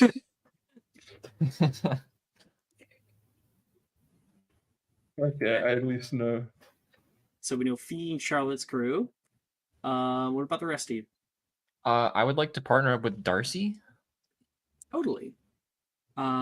Darcy is currently in a group with Delilah as well. Hey, Sounds Tom, good. we're over here if you want to join us. He Sure. calls you over. What? Delilah's like, who's he? That's Thomas. Hi, You guys haven't met yet. I'm Thomas, Thomas. this is Delilah. Delilah Thomas. Hi. I'll reach out my She hand for a puts handshake. hand out. Yep, she'll Yep. give you a little handshake. She's very firm with it too. Thomas is Which- also like relatively firm handshake. I heard Darcy told me you were practicing Quidditch together. we have younger Delilah art somewhere. I should pen it. Here we are.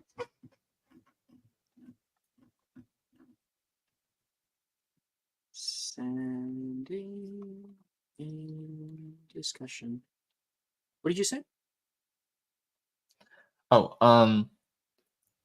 Darcy told me you guys were practicing Quidditch together. Yeah, we go off every weekend. You should really join us. Are you? That any sounds good like on a fun. grim? Oh I'm wait, pretty good. you went off after Aurora after that whole debacle. Yeah. I've been flying on brooms since I was pretty young. My brother has been teaching me how to be a keeper. I'm going to try out soon. Who's your and Darcy whispers in her ear. Her eyes kind of go wide for a second and she doesn't say anything. Cool. Cool. Well, you ready to do a little bit of dueling? Let's do it. So you guys are together. Esme, what about you? In terms of group, I think she's just gonna kind of wander into one by accident. So I'm cool with whoever, Alex. Okay, so but- you're gonna roll a random then, huh? Mm-hmm. Okay, so that's gonna be 1d23. All right. I swear, if you get 23. 23 is my lucky number. Robin, how did you get 4 attempts? One of those was double check notes. And just recall that you can only double check notes if you fail to cast the spell. Yes, I did. I'm not. How looking at does the rolling Thomas channel, keep so- getting that 20s? I don't know. I just got my Oh. third nat 20 of the day. Another? That's insane. I also got another Alex. net 20. Esme, Also You for a play total of- me- For a total of 28. So I have a plus 8. Sorry, what was that, Alex? what'd you get on the 23? 16. Okay.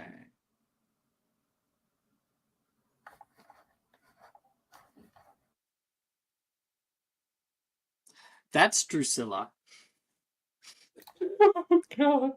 So Drusilla Destiny. is currently in a group with with Reese and Billy and Brett. So it's kind of a larger group. And Esme, you just see a bunch of the Ravenclaws heading over there, and you meander over to see what they're talking about. And Billy says, "We don't actually have to fight each other, I don't know." "Oh no, and I mean, I would never hurt you or any of you," Brett says. Reese says, "Hey, if somebody wants to practice something, I can take a hit." "You promise?" Drusilla says. I'm gonna cast Inferno Cerebra on Reese.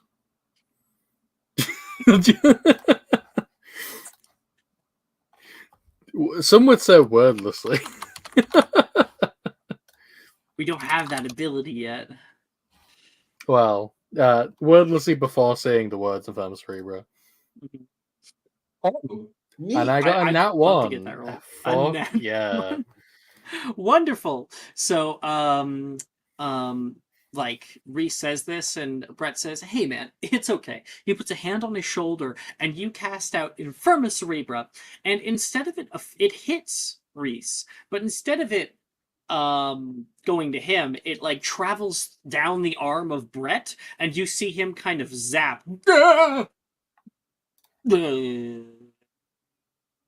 He's makes this like low tone as you can see his eyes droop, his kind of lip hangs down, and there's a bit of drool coming down off of him. Brett, are you okay? And that's that scene. Aurora, what about you?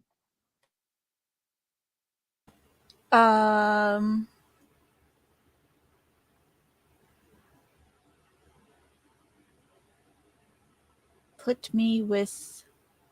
Camera again. I won't say no. Put me with Gemma. You're looking around the way for somebody who needs a friend, and you can see the little snake pit minus Levi. There is Gemma and Arnesia and Taylor who are all together. I think like Gemma and Arnesia are currently talking about the spells that they're going to be doing. I heard about this one spell that makes you vomit up like snails, I think it was. And Gemma says, Sigillus erecto. I'm not sure if that's in our textbook. Why would they teach us that? I don't know. And Taylor sees you coming. She walks over. "Hey, Crane." Hi, Taylor. The girls are mostly bickering. "How are you?" I'm good. How are you? Well, one of the seagulls pooped on my hand last class, so not the best. I heard that's good luck. I think it's just gross. And Gemma and Arnesia notice Aurora. Gemma turns around. Aurora, you don't have a grip? Arnesia looks over. "Dude, no, let's not. She's bad luck. Don't. She's not bad like that. You were there for the bird debacle. I didn't get any on me," Gemma says. "I got some on me." Aurora, if you want to join our group, you can. Okay. Thank you. Taylor walks along with you, and you guys come up into a group together. Have you heard of a spell? It's what is it called? A Slugulus erecto. Oh, that's the one where you puke up slugs. I heard some of the older years in the bathroom. Bad dueling accident. I mean, anybody thinks that they can contend with me. It would be a good defensive spell. It doesn't actually harm anybody, right? She has a little smile to Arnesia. The best Yeah. defense is a good offense. And Professor Rojas overhears this. Indeed, she yells back.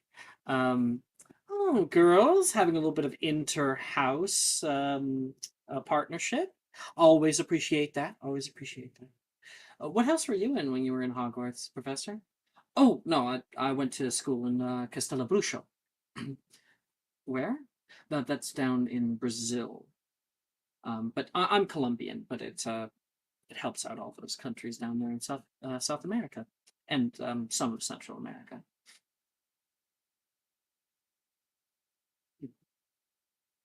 And Gemma puts her arm around you, Aurora.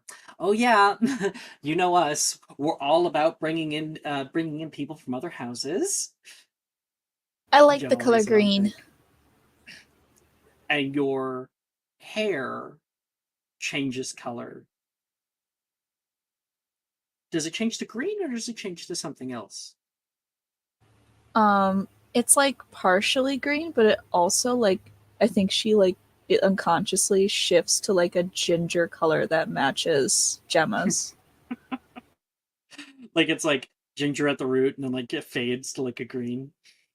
Mm-hmm. Right. Keep it up. And Rojas keeps walking off. Taylor goes, so we start. Are we gonna kill each other or what? And you guys begin. Blood for the blood god. Fee and Charlotte. I think like you guys are alone at the start of class, and Fee, you can see Charlotte looking over at the triplets. Do you want to? Why don't we go pair up with them? Sounds good. Okay. And she's just gonna Um, walk over.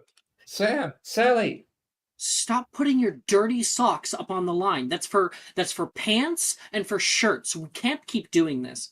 And I think like Logan chides back. If you stop putting your underwear up there, I'll stop putting my socks. And you guys walk in at this awkward moment. Are we Hi! interrupting something? Sam waves over. No, not at all. Actually, it's first year. I can't say that. Both of you, shut up. We're with sisters. You're welcome to join us if you want. We're just kind of keeping it in the family. You do you. Okay, Logan, so where are you going? What? I thought we were all doing it together. Sally says to him. No, it's, the girls with the girls. And Sam says, no, I want Logan. Logan can stay. But then who's he gonna pair up spells with? Maybe it is a good idea that I leave. You're not allowed. And Sam like puts an arm around him. Yippee. And Logan looks up towards Charlotte and like eyes meet and he immediately kind of like looks away.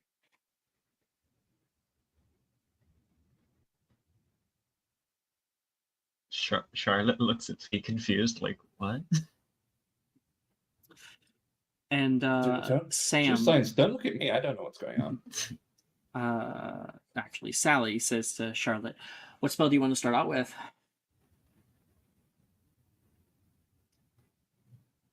The one we learnt last semester that I wasn't able to quite get the hang of. What did she say? She looks toward Fee. Oh, she wants to do Bombarder. Oh, wait, are we not allowed to do that one? Sam says. Logan's like, I'll do it anyway. It's out of class. We're allowed to do it in class. Right, Professor? Huh? Yeah, sure. What was the question? Yeah, we're allowed. Sam says. Charlotte cracks her knuckles and gets into position. Logan looks scared. Okay. That is a reasonable response for what's about to happen to him. He just looks at all three of them and goes, oh god, no, stand back. And we'll go to our rolls now. So everybody, of course, gets 3 DA spells to attempt. I heard some of you guys were already doing it. I'll just go away since it seems like most of you already did. Aurora, what about you? I was one of the rare ones that didn't, so come back to me. Okay, I'll come back to you. Fee and Charlotte. Mine's a little less interesting. So does a 10 pass Spongify, by the way? Because I have Spongify? 9+1. Yes, I believe that's a cantrip. So yeah. Yes. Okay, that's 1 success, so that's a 10 for Spongify, a 10 for Infirma Cerebra, and a 17 for Petrificus Totalis. All right. You're able to keep your A there, and Petrificus Totalis is highly useful. I'm guessing that you use that on Logan. Probably. He turns as hard and as solid as a wood board. His arms and legs become strapped together, and he drops down onto the ground and wobbles like bibbing, bibbing, bibbing, bibbing. Hard and stiff. I gotta try this out. Next time that you're annoying, Sally says down to him. He says through gritted teeth. That's Fee, Charlotte. So this was before my double check notes. I got a 6 for Bombarda. After double check notes, I got a natural 20. Whoa, okay, so that's going to be your A will go to an O. You should still have one more attempt. Actually, 2 more attempts, right? Yeah, so then 11 for Locomotor Mortis and 7 for Spongify, which is a natural 1. Ooh, okay, yeah, so that does change things because, Charlotte, you had an A, you got the nat 20 and a nat 1. What was the other one? You got like a 10 or something? 11. 11. Yeah, so funny enough, while 5 points are awarded a Hufflepuff for your natural 20, you stay at an A, weirdly enough. Right in the middle. Okay, that's Amazing. Charlotte. And Sam and Sally and you guys end up kind of using the stacked up desks, placing them beside each other, and using them like barricades and fighting each other with bombardas until Rojas gets in the middle of it and is like, "Not on each other! Not how many times?" He's yelling at you two. Sorry, Professor, it definitely won't happen for a 6th time. I do not want to do more paperwork.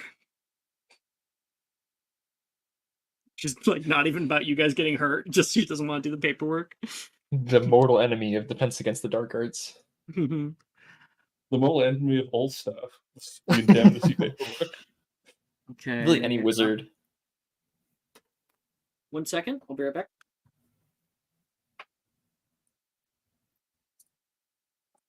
How have I rolled 3 nat 20s today? Alex gives you shit for having a lot of nat 20s, and then you show up. You have the mandate of heaven. Esme. Except all of them. Yeah. Hello. Hi. I'm What'd you doing get? Bombarda, but I haven't rolled it yet. Okay. I got another natural 1. Oh my Ito, gosh. would you like a subscriber? No, I know I haven't intervened before, I can but take it. No, I deserve this. I deserve Maybe I've done it. something wrong.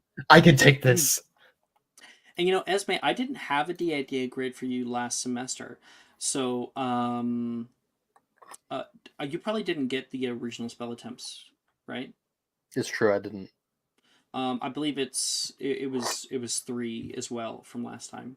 So Bombarda they won't affect and your 2 grade right others. now, I don't think. But you can go ahead and just take them while we're doing other stuff. But yeah, with that other nat 1, there is, I think, a little bit of drama going on because we have everybody. The Ravenclaws, of course, take a much more intellectual approach to casting spells, and I think Esme doesn't really. She's more for that practicality, just trying them out, seeing how they feel, trying again. And in a way, I think you like don't mesh well with them. You because you're doing this, you're gonna miscast and you're learning through your mistakes. But on multiple occasions, you end up hitting Brett or Reese or even like at one point Janice. Janice tells Rojas. Rojas talks to you guys. Nobody gets in trouble, but I think by the end of class, you feel even more like disconnected from everybody there. You know, they're all still talking and they're kind of, while before you didn't really interact much with them, they're now almost actively, at least right now, keeping you out of it. Because of the constant mistakes, and they're more focusing on reading their textbooks. I'd love to know how Esme takes this, if it really is no big deal to her, or if there's a bit of a effect. Oh, she's furious. She really hates that it isn't working. Who are you furious at, or what are you furious at? Yourself? Herself. She's like, she the first time she's like, okay, well that's normal, and then the times after that she just like keeps getting more and more like annoyed at herself, like very much like just like blaming herself like for not getting it when it's clearly so simple, sort of deal. One moment, please. Yeah, problem. Looking for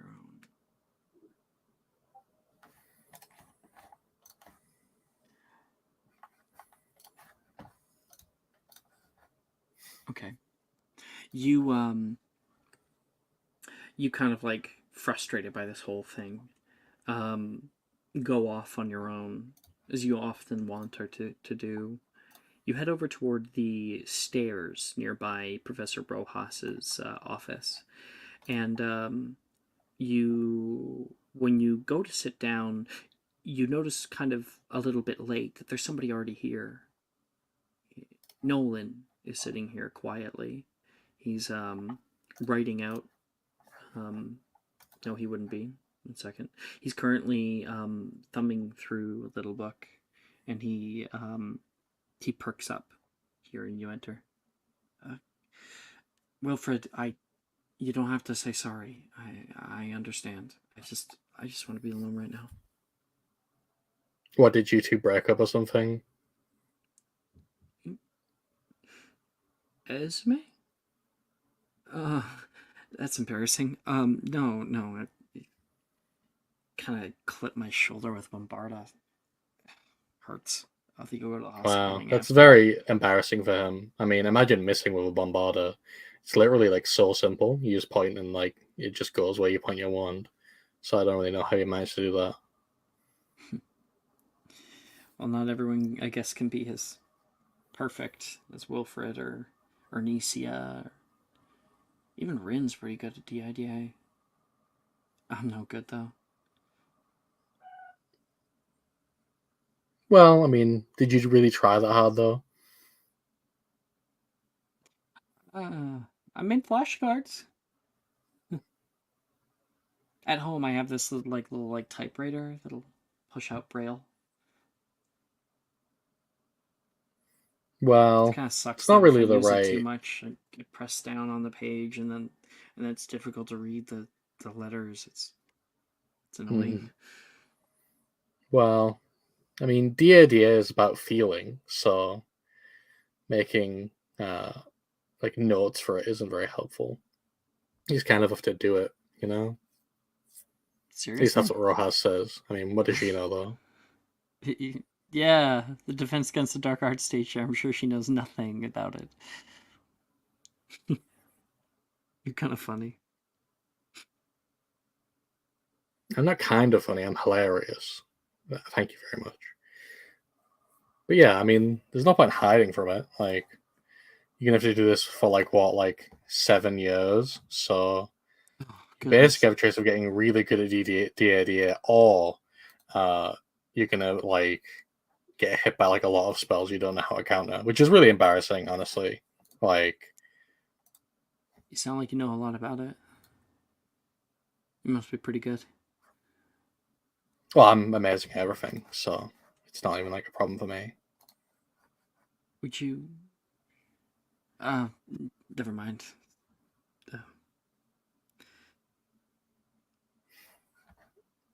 No, come on, just say it. I hate when people do this, where they want to say something and then they don't, and then they hold it in forever, and then they go like insane, and then they blame you for it when they don't say it. I'm not gonna blame. Would you ever take on a pupil, like, you know, tutoring? Sure, Just- I mean, that'd Really? be fine. Yeah, Cool. you have to try though. If you like quit, I'll bully you relentlessly. Well, I can take that. So. Okay. What about fifth period on Thursdays? We could meet in the Oh, I've got a really cool place down in the dungeons. Like no one ever goes there. What were you doing in the dungeons to even find? Never mind, I don't want to know. Yeah, that sounds fine. Cool. Cool. You guys are together. So we got Esme's down. With a T. Thomas. You, Delilah, and Darcy are practicing out spells. What'd you get? So I rolled a 19 for Call the Shoe, a 22 for Locomotor Wibbly, and a nat 20 for Spongify, which comes to a 28. Okay, cool. So you guys are practicing out different spells. What was the first one you were doing? Call the Shoe. The Call the Shoe, right. So sticky one. practicing out different spells. Delilah is the first one to show off this one. What does it do? It like roots it down into the ground, Delilah says. Great for if you want to trip somebody. Why would I want to trip somebody? I don't know. Someone's running out after you with brandishing a wand. What are you gonna do if you want to run away? Why would somebody be running after me? I don't understand. And just Thomas, it's a little like X motion, and then you flick down toward a person's shoe. Go ahead, do it to me. Okay, I think I can do it. And then I'll just like really go for it. Call the Shoe. And there is a little purple like spark of energy that shoots out the tip of your wand and attaches right to their shoes. And you can see, if you look very closely, the sole of the shoe is starting to root down into the very wood of the ground. Ooh! Yeah, there we go. And Delilah falls forward because that is a part of the spell toward you, Thomas. Make a dex save. Dex save. 22. Yeah, you're able to catch her along with the Darcy, who helps you. Careful. Pushes her back up to her feet. And she looks down. How am I going to get out of this? Oh, I know. She just pulls the lace and slips her shoes out. There. And she has like just socks on in class. That spell's super cool. It's kind of like Approximize, where it sticks stuff together, but it's just for shoes, I guess. Could also be useful as like a shoehorn whenever you want to get your shoes off. Or if you don't want someone to move them. But how do you get how are we going to get her shoes out off the ground? As you say that, the answer comes immediately. The shoes, because there is like a time limit to it. I think it's like 1 minute. The roots themselves begin to become brittle and then blow away like dust into nothing. Oh. And Delilah bends down and picks up her shoes. Yeah, that's cool. Sweet. You guys keep practicing spells together for the next little bit, and then Delilah has you and Darcy next to each other. It's called a trust fall. You ready, Thomas? You're a little farther back. I don't see how this is supposed to help with spells, but okay. It's about the emotion, right? That's what Professor Rojas says. Raw power. Right. So, make sure that your friend doesn't slam her head on the ground. Okay. All right. And I'll like on hold 3, my hands ready? out. Actually, no, she's not gonna do 3. Okay, Darcy, whenever you feel up to it. Darcy's like looks over her shoulder at you. She's gonna make an insight check to see how much she like. Okay, she got a high insight check, so she looks at you and blinks, turns back, puts her hands out in like a T pose. Ooh. And falls backward onto the ground. And Thomas, there is a feeling that wells up within you. A desperation to not fuck this up. You can imagine in a moment a Darcy just hitting the ground heavily, pa-punk, and you never living it down, them never being friends with you again. And that amount of stress and anxiety breeds a desperation. And you cast out Spongify. Spongify. And she falls back, and your spell, little white spark, hits the ground nearby, and there's this kind of spidering white blast. And when she hits the ground, boing, you see the wooden boards bend like a trampoline. Boing, boing, boing, boing, boing. She hits the ground and bounces to a stop. It's kind of fun. She gets up onto her knees and looks up, and she like gives a little hop with her on her knees with her butt, and she does bounce a little bit onto the wood. Whew. That works. Hey, nice one, Wood. Thanks. Delilah's yelling back at you. I hear that we can use the spell on broomsticks too. Not during Quidditch, though. You're not allowed wands while you're on the brooms. Well, yeah. But it's still fun. Then, Darcy says. Best hope the Madame Pooch has some good eyes. She didn't even see Aurora go off into the library. Don't fall. So that's that. You have an O, of course, Thomas. Yeah. And Aurora, you're last. Bet. I got a 21 for Petrificus Totalis, a 21 for Infirma Cerebra, and a 14 for Colossu. That is an O overall. Great job. Infirma Cerebra, Colossu. Yeah, and you find Gemma actually struggles in this class quite a bit. You might be a little bit surprised by learning that. Arnesia tries to walk her through certain techniques, and the more you do well in this class, the more you can, maybe even out of character, make an insight check really quick, but out of character, you can see her envy of your skill begin to grow. I'll get it next time.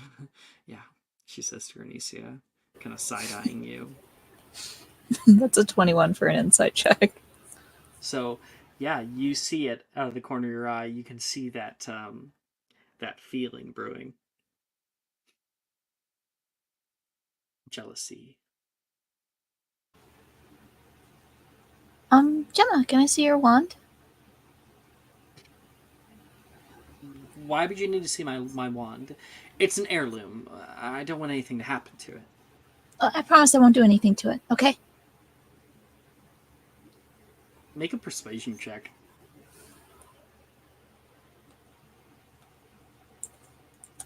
You have a downtime with her, I assume. I do. Mhm. That is a natural 20. No fucking Now? way. Now it's a natural 20? Now you do natural 20s for me? This is it? This is what it's for? Me shaking Actually, this Avery. is very consistent with the character of Aurora, that this is what you succeed at and nothing else. Yeah, this is it. Just don't stick it in your nose or something. She'll hand it to you. That'd be a dumb place to put a wand. Aurora has hers like in her hair. I don't know. Let me see if I can find a picture for her wand.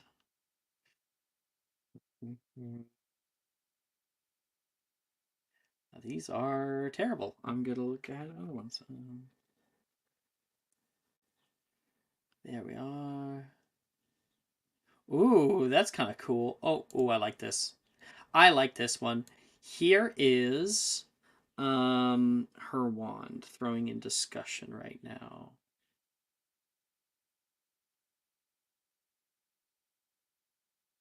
Okay, Jess, you have the ability to do the funniest thing.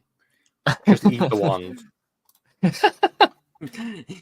Yeah, Aurora unhinges her Licorice. jaw like a snake and just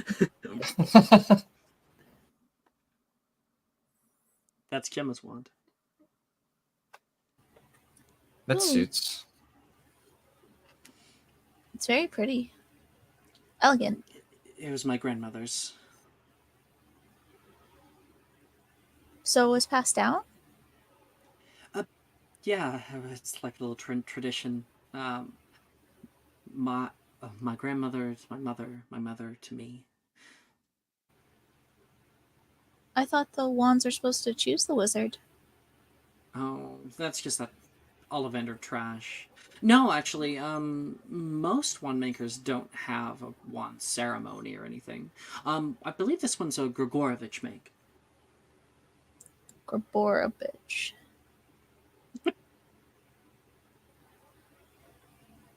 What do you do with it? Eat it. I think she like sniffs it and then she like lightly tries to bend it. See how Ooh. pliant it is. Unfortunately, I do not have that information available to me. It exists, but I don't have it. I think that with Gemma, I think it would be reasonably stiff. Okay, but what does it smell like? Smells like wood stain. Wood. It's It's an important question. Sniff your desk. It smells edible. Balsa. There's like, you know how like we talk about like having like a devil on your shoulder? It's an Esme on your shoulder going, eat it, eat it, eat it, eat it, eat it. Eat the wand. Eat the wand. Just snap Eat the it. wand. It'll be easier if you break it in half. You joke, but one of my favorite moments in another campaign was when someone broke someone's wand. I was like, "Oh fuck yeah, that's the stuff right there." I won't go into any more detail, but if you were there, oh my god! I don't even know what campaign you're referring to, but I was in a campaign where someone broke someone's wand. In fact, it the was my wand that first I'm holding one. specifically. It wasn't that one, but it was my first one, and it went hard. Damn. I will DM you what it was, Jess. Please. You like your wand? Does it work well for you? And she'll like hand it back gingerly. Demo kind of snatches it. Of course I like it.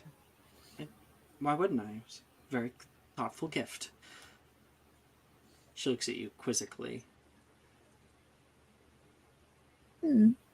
I know with some people say like some wands they don't do well at like offensive magics. And other people say that it's all in the feeling anyway, and your wand doesn't really matter in it. For me, it's all in the feeling. Sometimes I feel more or less punchy given the day. So, Punchy. here, hold on. She'll like kind of walk behind her, and she'll like grab her hand that has her wand. Sorry, She pardon looks me. kind of like surprised. There's a little And panic. she'll lift her wand, like her wand arm up. All right, so What are you doing? it's good to have like a stance, kind of like a power stance, you know. Arnesia, Aurora's being weird. Dude, listen to her. she Um, she did better than you this class. And it's gotta come from the heart. All right, everything in about jinxes, hexes, and curses comes from inside. You gotta feel it. You have to really mean what you say and like put the punch behind your words. So like think about something you feel really strongly about, whether it's anger or happiness or something like that. Just close your eyes and think about it. She does so. The natural 20 persuasion. She breathes. Okay. Yeah, I think I have it. All right, now let that feeling kind of build on itself. Think really hard about it, and then say the first spell that comes to your mind.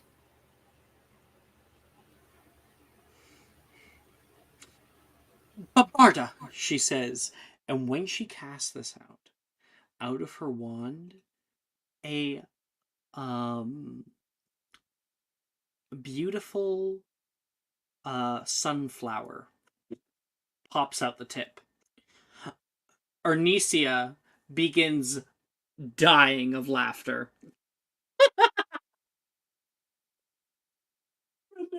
Oh my goodness. Shut up. I can I'll get it next week. I'll do some studying or something. She looks really embarrassed. It's okay. I think it's very nice. She like kind of wanders her way over. This is a very pretty flower, and it's perfect too. Ooh. You reacted quick enough because she was gonna take the flower off and stomp on it. It's yours, she says, and rips it off and just hands it to you. I have to go to the bathroom. You want me to come Gemma. with? No thanks. I'll go with her. Taylor says. Okay. We're at the 2-hour mark, so we are going to take our break. And when we come back, we're going to be going to herbology class.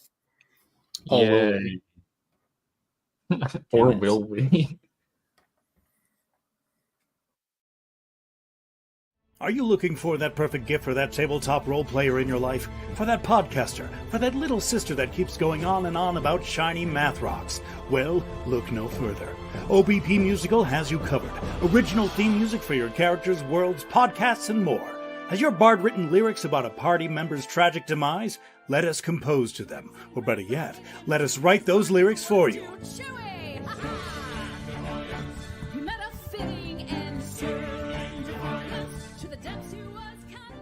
But the goodness, no, greatness, doesn't stop there. How would you like a cast member of Les Miserables, Disney, or Come From Away to sing your pieces? Oh, you bet you would. Fully orchestrated cinematic pieces. Pieces like this. Who'd rise to meet the call, who'd fiercely face the danger, be a hero to them all. For the horde, the people we have 8 vocalists, 7 composers, 2 lyricists, and an admin team ready to take your request. For as low as $60 US, you can get your own musical theme. OBP Musical, making fantasy a reality.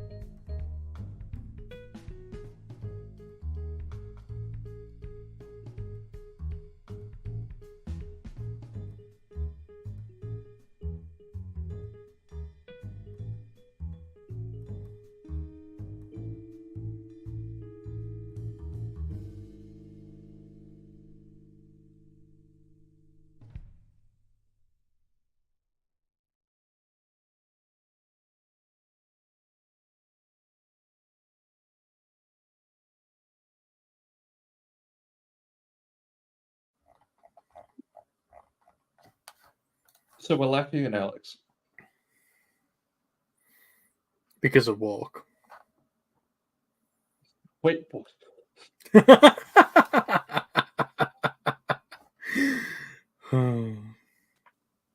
Oh, just didn't change anything while I was gone. So while you were gone, Jess gave us all a wish, and we used it to really fuck shit up. Hogwarts is on fire right now. Yep. Ooh, play the song. What song? What are you talking about? We didn't start the fire? Yeah. No, I did. I started the fire. A fire that big, few would claim it. Hey. Oh.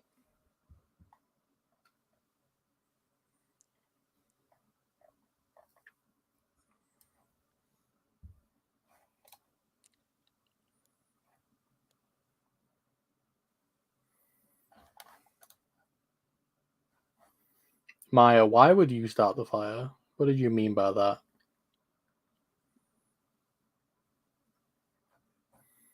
What were you cooking?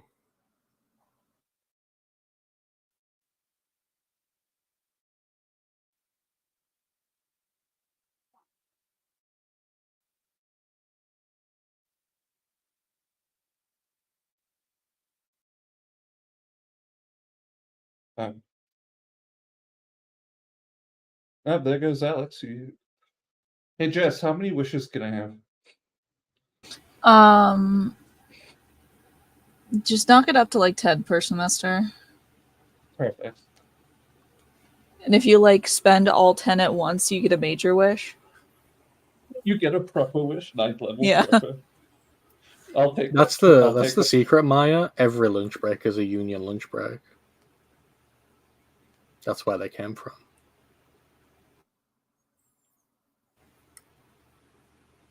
Am I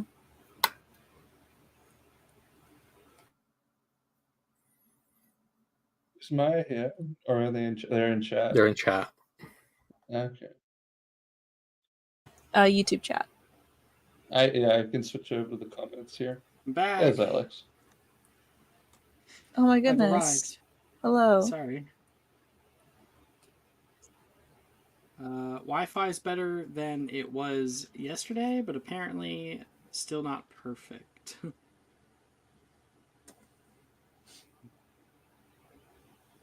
Well, yeah, it's not me. Oh, yeah, well, no one can compare, Ito. That's why playing this character is so carefree for me. Is I just say what I truly believe. the fucking interaction. Like, why does his wand look like a potato stick? Now I can't unsee what it does. Why would you say this? I'm a hater at heart. Wow. Oh, Christ. It does look like a potato stick, but I'm not changing it. Talking Then you about just have a plank. talking about being chronically British, I saw this war memorial down in Calgary downtown that did not age well. Oh jeez. Was it one of the Canadian ones that was dedicated to the SS, or one of the different ones? What? Wait, what? Oh, Alex. You know, Canada has like a bunch of war memorials dedicated to literally the SS. What? Like, yeah. There shouldn't be. I think most of them have been taken down. No. Yeah, but some of them, if you deface them, it's actually a hate crime in Canada. It's my favorite. That's crazy. No, that can't be a hate crime. I don't believe you. No, it was one that was. It was like one of those horse, like a dude on a horse, and I was like, oh, what's this for? And it said, like for the soldiers who died in like a South African war, for the glory of their country, the honor of their country, and I was like, oh. Are you telling me? The Second World War. Are you telling me Canadians shitting on? Don't get me wrong, for good reasons, shitting on Americans all the time for being more racist, and they're out here with Holocaust memorials to Nazis. Oh no, Canadians are fucked. Half of the Geneva Convention is because of Canada. That's fair. Goodness. Wow, Glass yeah, I'm houses seeing and this. stones or whatever.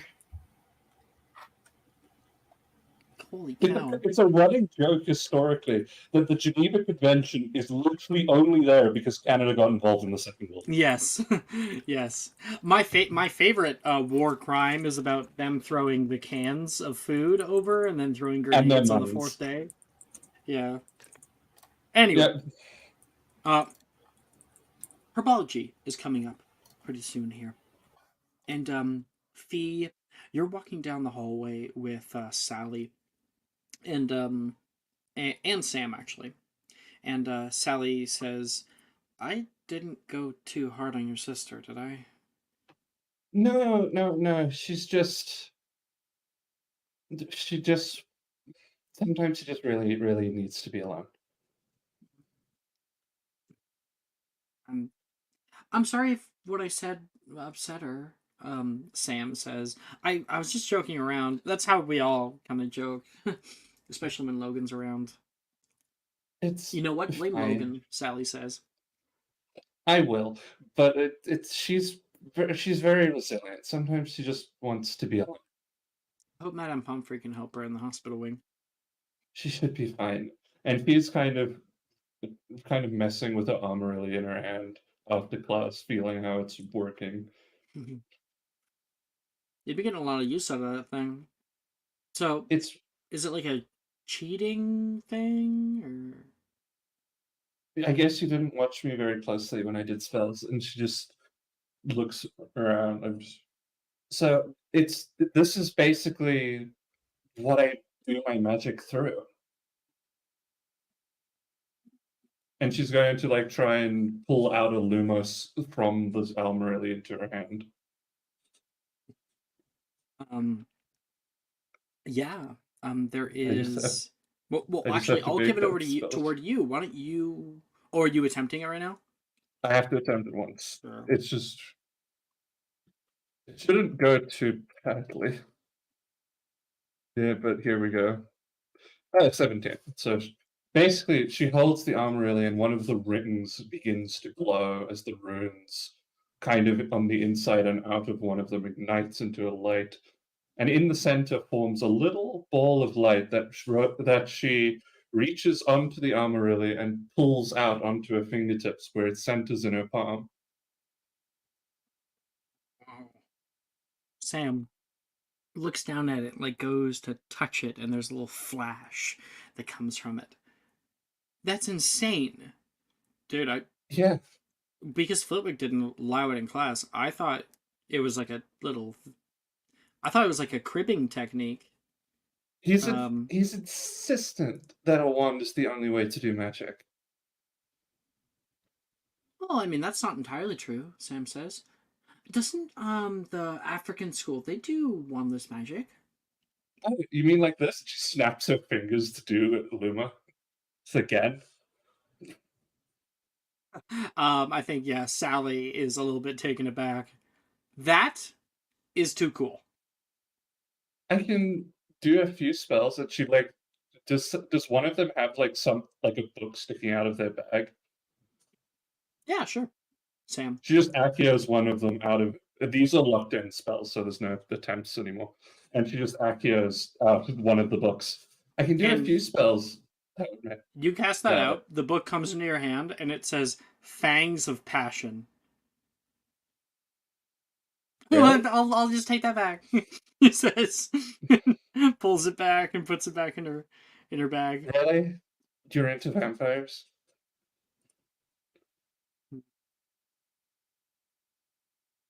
She doesn't answer. There's just a little hum. I mean, I can do magic with this or without it, really a wand. But she kind of actually reaches in and pulls out from her sleeve her actual wand and says, I can't really use my wand. It fights me on every turn. You ever thought about, just throwing it into the lake? It's my great-grandfather's wand. So no, So throwing it really far into the lake. I think my dad would actually kill me. I mean, but any of them could. He still wears that family crest ring if they would actually notice it. You guys walk together into the herbology greenhouse. The greenhouse is humid, filled with the earthy scent of fertile soil and verdant plants. Sunlight filters through the glass, casting a verdant glow on the myriad of magical flora housed within. At the center of the room, a large table is set, upon which rests an array of peculiar-looking plants that seem to pulsate with a life of their own. Professor Sprout, with her hands protected by thick, dragonhide gloves, stands proudly before the class, her eyes gleaming with the kind of passion only a true herbologist would possess. Today, we will be studying the fascinating bouncing bulb. She gestures to the plants on the table, and you notice they are indeed kind of jiggling slightly. They are purple, onion-like bodies jiggling on stout green stems. As you can see, Professor Sprout continues, walking over to the bulb, the bouncing bulb can be quite a handful, quite literally. They're known for their restlessness, especially when they're young and full of energy. She picks up one of the bulbs, which immediately starts wriggling in an attempt to escape her grasp. Not to worry, though. They're perfectly harmless if handled correctly. The bulb in her hand is vibrant, its purple skin smooth and slightly shiny with sprouts of green leaves that seem to quiver with eagerness. Notice the sheen of its surface, she points out. That's how you can tell it's nice and ripe. The healthier they are, the more they bounce. Now, once you've managed to wrangle your bouncing bulb, Sprout instructs as she firmly grips a thick vine of a particularly vivacious specimen. You'll need to sever the vine here. She indicates a knobby section of the vine just below the bulb. With a precise snip of your shears or wand, be mindful, they can sense when they're about to be snipped, might try to bounce away. And the bouncing bulb on the table in front of her seems to sense its impounding fate. She kind of allows it to buck wildly, its motions reminiscent of a bludger seeking its next target. And the professor, undeterred, demonstrates a quick, clean cut, and the bulb is free, bouncing erratically around the table like a sentient dodgeball. Quick reflexes are key, she calls out over the chaos. Now, I don't recommend releasing it like I've done here. But once liberated, she continues, her voice steady despite the bulb's attempts, you have to carry it to your cutting board. She tries to grab it, and she's able to, on like her third attempt, grab it with both hands. Carry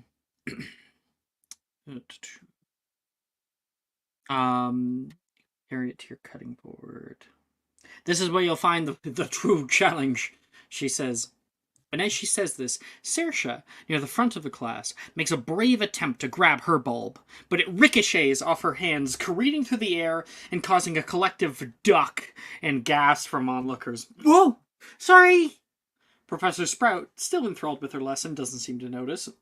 Now the final step, Professor Sprout says, pressing the bulb down onto the cutting board and simply grasping down at her bulb with one hand, and she pulls out a heavy mallet from underneath of the table.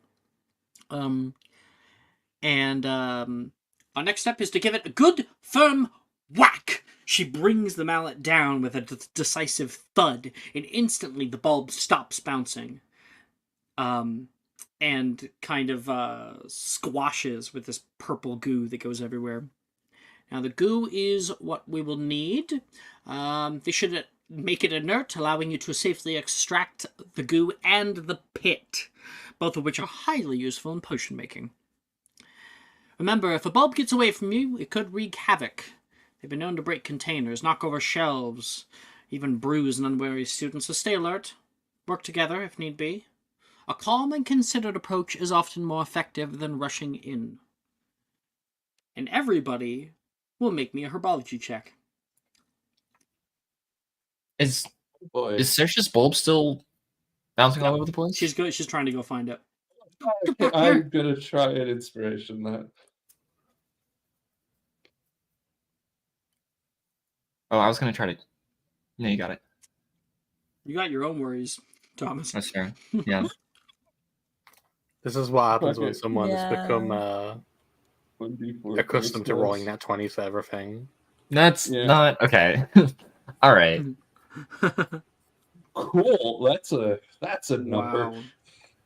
Wow, people really rolled something. Okay, Oh yeah. so Yay. I'll go down the way. Aurora, 5.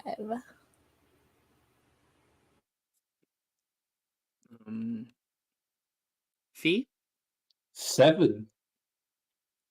okay. Charlotte, but not Oh, here. she had Esme, 2 go. 10. okay. And Thomas. 9. So none of you fully succeeded.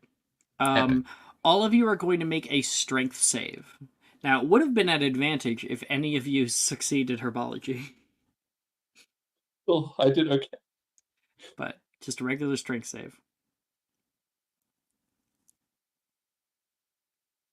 Does any of us have a positive? Thank God, Jess has a positive strength. Yeah, Aurora, I have positive absolutely strength. brain dead, but she does have pretty good modifiers in other places. I have positive strength. I just rolled an 11. Okay, Aurora, what did you get? 12.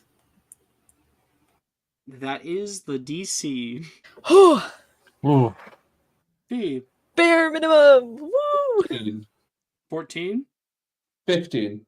15. You're able to hold it steady, even though it is bucking wildly in your grasp. Esme, 19. okay, and Thomas. 13. I thought you said you got a 10. I got a 11. 10 on.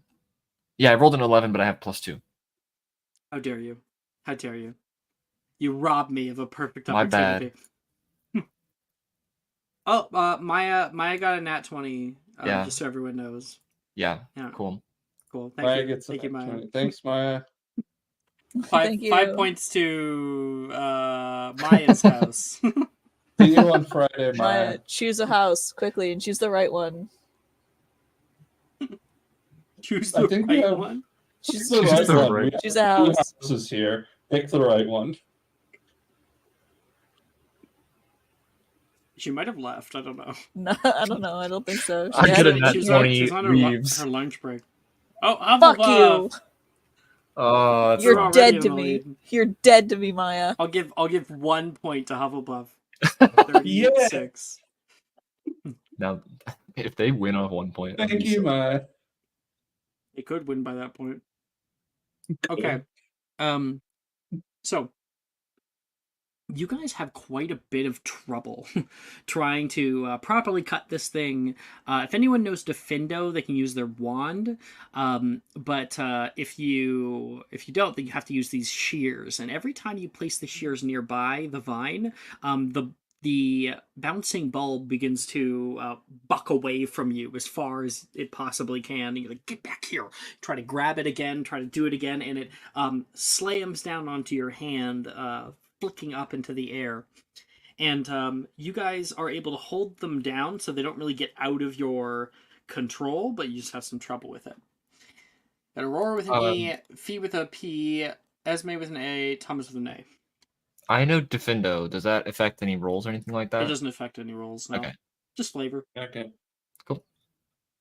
If you wish to attempt Defendo, you can. I have If it you've locked in. attempted it before. I have 1 success. May I attempt it? Of course you can. Yeah, I want to see if this gets worse. Yeah, and I have it locked in, so I don't need to attempt it. 21. No, it doesn't get worse. All right.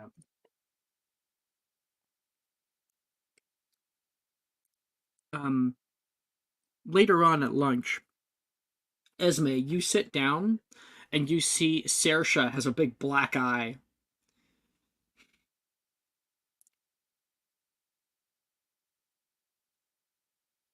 Esme?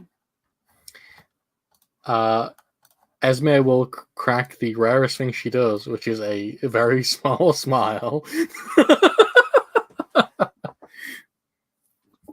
It's honestly a little unnerving when she does. It's like unexpected. I'm wondering. I'm gonna make a little charisma save for Singleton. Okay, she made it. So, she says, "Yeah, laugh it up, Cracked a window too, got detention. Ain't gonna be fun to clean up." You see, the problem with the bouncing bubbles is that they bounce. I had no idea. She says sarcastically. Esme just looks on with a smug sense of satisfaction.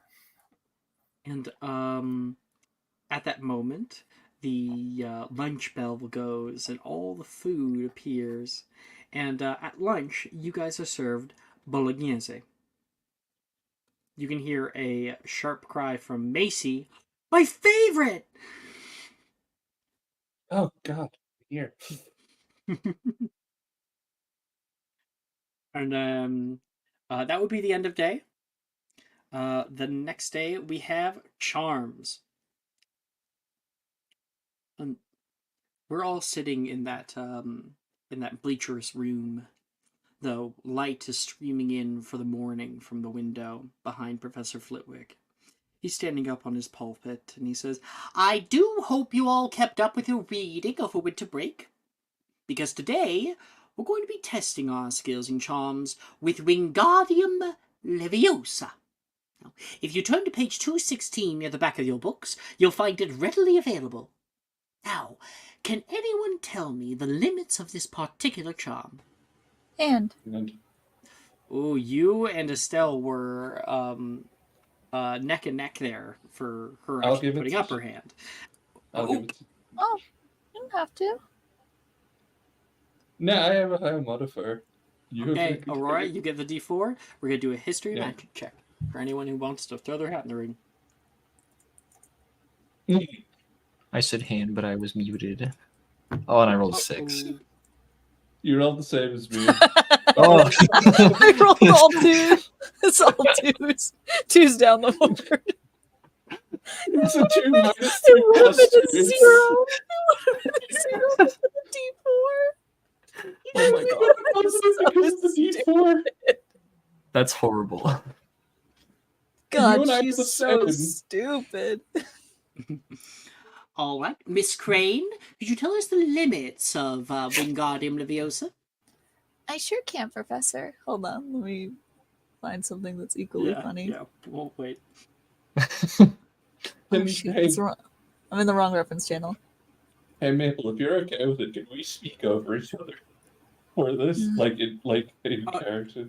No, he'll be calling on you in a minute, probably. Wait, you got a 6? You also got a 6? We both got 6s. Roll a 6, Oh. that's why I say it together. Yeah, Janice is gonna be taking this one. Yeah. Okay. So Wingardium Leviosa. That's when you Yes. She like quickly pulls open. She like overshoots her textbook. That's when objects come to life at your command. Oh, You can choose up to like 5 non-magical objects. where did you get that textbook? He comes over. What do you mean? He'll flick his wand, and through the air, there is a 6th-year textbook that Aurora was reading through. Do you remember when she acioed the textbook from his podium last year and like caused everything to knock over? She Yeah. kept the book. Before break. She was reading Pure Totem Locomotor. Not even close. Perhaps not. He looks around the way, and he sees Janice's hand up. Miss Verdon, if you would. It can be a creature or an object. But it cannot be yourself. Very good, very good. The object always rises vertically up to about 20 feet. It lasts for only about a minute, and it can pull up about 100 pounds. I think that's about it, Professor. Just about, yes. Yes, 5 points to Ravenclaw. Unfortunately, no direction can be taken except up.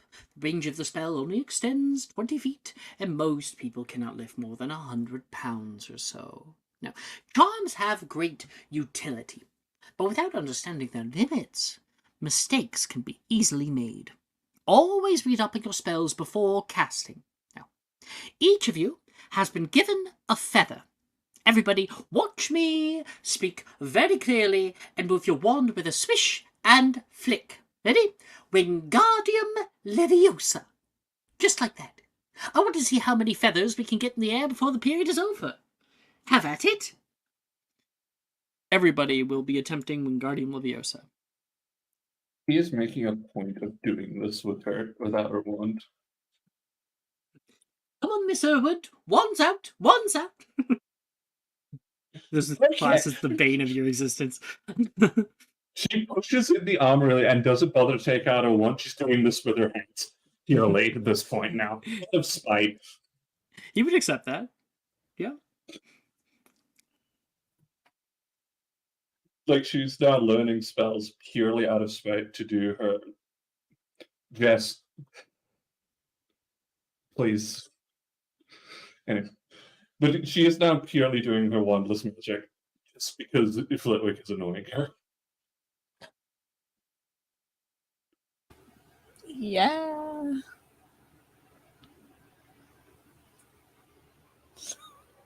Okay, let's go down the way, see what people got. Aurora. 4. 4.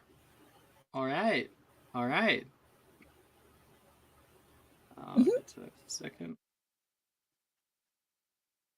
Fee. 23. Not bad.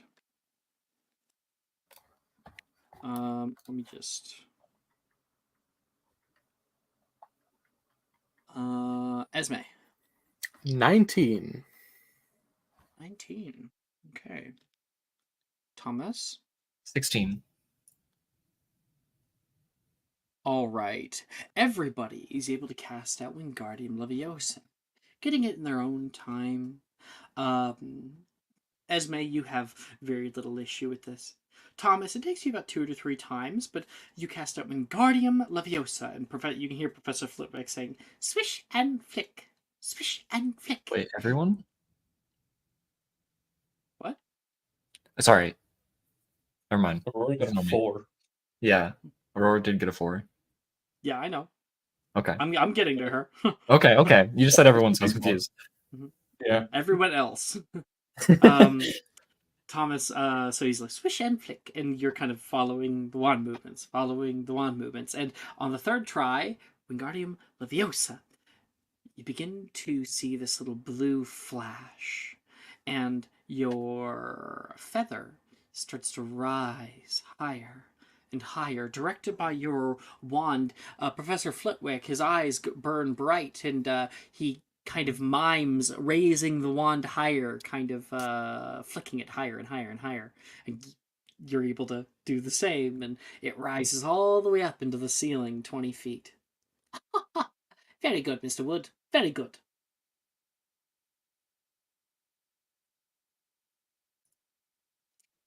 Thank you, Professor. Meanwhile, Aurora. Swish and flick. Swish and flick. Aurora. Flick and swish. And there is a bright flash by where Aurora is doing it.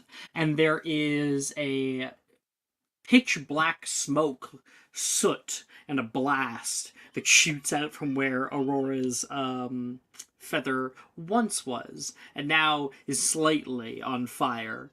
Her face is covered in a thick black soot, and her hair is also singed on the edges.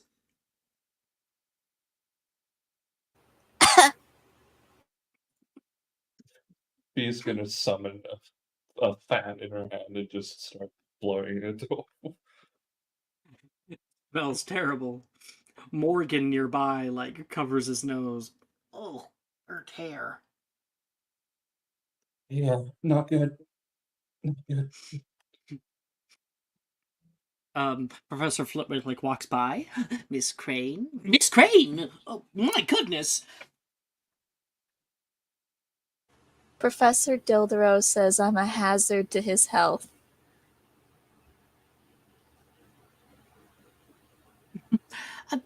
You just need a little bit of coaching. Here, let me help you. He's gonna try to help you for the rest of the class. Everybody gets Okay. 2 charm spells to attempt. There's one charm that everyone should know. Okay. Let's. 2 charms, you said? 2 charms. Okay, Lumos. And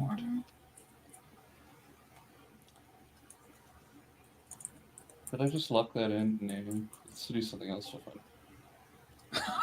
Yeah.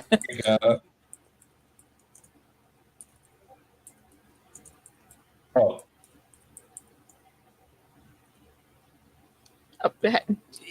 I'll take it. there we go.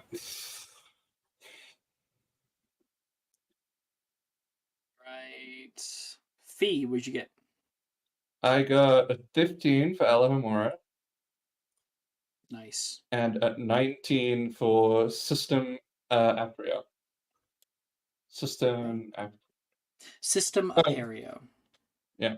And Fee is trying to use her Alamalari because Make a stealth check. Or sleight of hand, up to you. both are the same, so it doesn't matter. 5 You got a 5. total. Great. So, Fee, you've been trying to cast out these spells. There's only so many that you can do with your hands. There's a few that have still gotten on you, and you see Professor Flitwick, helping Aurora, helping Thomas. You pull out your bag and pull out the armor relief. It's back. It hovers nearby, and you begin trying to cast with it. You can see those rings, they light up. The charm ring lights up and begins spinning around. Miss Irwood, how many times have I had to tell you to put away those toys? Give it here. Give it here. You just snap. It is not a toy. It is an armory. A spell focus. I don't care what it is. We do not have little fidget things out. And Fine. And she's got. Is there He'll like take something near her? Because she's just going to pull a spell out of this thing and go, let's and throw it at a wall. There's a flame that comes out. Miss Irwood! That is absolutely unacceptable. Detention! Fine. But this thing is a focus. It's how I channel my magic. We can speak about that in detention. Come this night. Ooh, you can hear some of the people in class like, ooh. Fee got in trouble. Okay, that's Fee. Esme. I got 8 and a 9. I'm becoming the Joker. 8 in a 9? Yep. Yeah, you're gonna be going down to an A now for charms. At any point, Ito, if you want a subscriber. For No, one. I want to suffer. I can give you words. You want to become a and you can get one Okay. attempt, right? What would this character be if she didn't become the Joker immediately? You know? They just give Ito more Come incentive second year, to I'm use just spells gonna be out of like, class. hi, Esme, and she's gonna be like, we live in a society. Exactly. Wanna know how I got these scars? I failed my spell attempts. Thomas, what'd you get? What did I get? That's such a good question. I got a 16 for Perio and a 12 for Moliere, which is now I'm realizing that was the spell I was thinking of earlier when I was trying to say Spongify was for broomsticks. But a 16 and a 12. Yeah, oh, I get what you were saying now. Yeah. That was a misunderstanding on my part, but it's fine. Moliere is the softening charm. Yeah. So yeah, Spongify stops fall damage. Right. Still And useful. then Moliere is the cushioning charm. Indeed. But it's fine. We can pretend that Thomas knew that the whole time. So Thomas, near the back of class, there is a large assortment of different kind of objects, some magical, some mundane, that are set up for the use of practicing your spells. So you would be getting down off of the bleachers, and in the back, you see a stone brazier, brazier. I think Brazier's the right way to say it, but I don't Yeah. know. No, I'm pretty sure brazier No, it's brazier. is It's Oh. brazier is a like bra. a bra. Yeah, you find a stone Oh. bra. That's okay. I see now. So a stone brazier, and it's just like the ones that are outside the Great Hall. As you get closer and you get within 2 feet of it, you see a flame appear, hovering above the stone bowl below. Whoa! Oh, perfect! And you use that to cast out Perio. And when you finally are able to get it right, because the first few times the flame just kind of flickers, when you finally get it, the flame is snuffed out in an instant.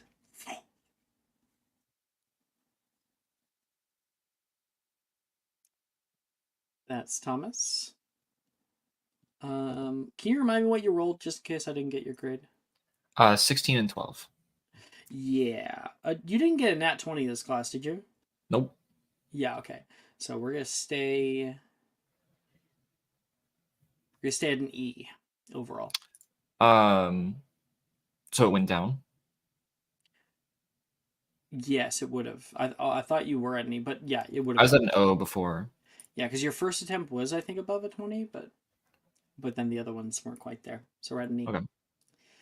Aurora!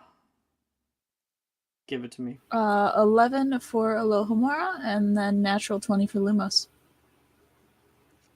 Oh my gosh. Which I didn't need because I already had one successful attempt in Lumos, but it's nice. It's nice. The duality of man. Aurora, remind The me what duality house of you're in. dice. What'd you say? Remind me what house you're in. Gryffindor. That's what I thought. 5 points to Gryffindor. See, Miss Crane, with just a little bit of assistance, we can go a long way. Professor Dildrew ought to learn that. I think he did try his best to assist me, but after the swarm of birds and fire tornado, I think it got to be a bit much. Sorry, what? The birds weren't on fire, by the way. Just the tornado. Oh, thank goodness.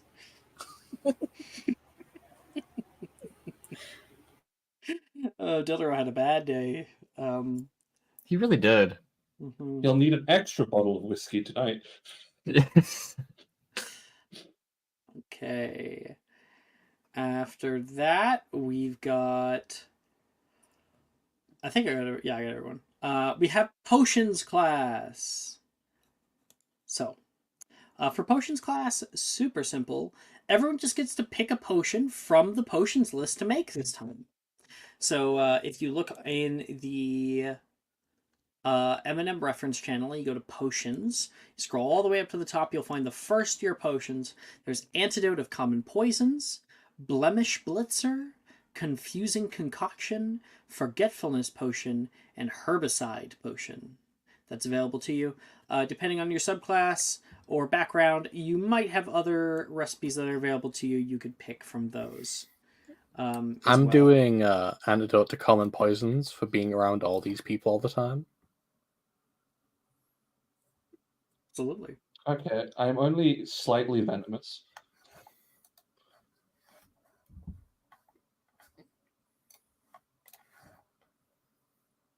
Alright, I got a 15. We're so back. It's no longer Joker. I'm no longer becoming the Joker. If you believe in yourself, you can do anything. Get it twisted. The American Dream. Esme, potions. Sorry, what did you get on the potion? 15. 15. Your grade does decrease. It's so Jova. We're never coming back from this. Someone mind. play Day in the Life of a True Brexit Geezer in the background for Ito. So, you get a regular antidote to common poisons, Esme. When you drink this potion, simple poisons in your system are neutralized, and you gain advantage on saving throws against poison for 1 hour. If you took poison damage in the previous minute, you regain half your hit points lost to poison damage up to a maximum of 15. That's Esme. Fee, do you have yours? I'm gonna do the same thing. Antidote to common poisons. 24. Oh, fuck yeah. Okay. So you get an exceptional antidote, which is essentially just a regular antidote to uncommon poisons. So when you drink this potion, counteracts poisons and you gain advantage on saving throws against poison for the next hour. If you took poison damage in the previous minute. Oh, wait, no, actually, never mind. No, I'm wrong. Disregard everything I just said. You have a exceptional antidote to common poisons, which you have advantage on saving throws against poison for the next 4 hours. And if you took poison damage in the previous 10 minutes, you regain half your hit points lost to poison damage up to a maximum of 30. So, advantage against poisons and hit points So for 10 minutes. the differences are 1 hour to 4 hours, and 1 minute 4 hours. to 10 minutes, and 15 hit points to 30 hit points. Okay.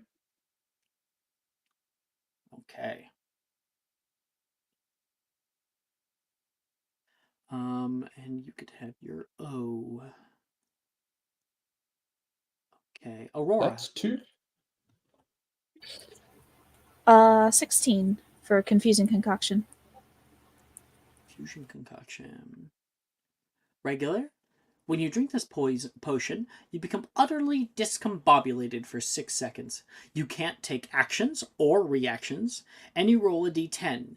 If you roll a 1 to 8, you must use all of your movement to move in a random direction. To determine the direction, you roll, You roll 1 to 8 is all your directions, diagonal and everything. 9 to 10, you don't move.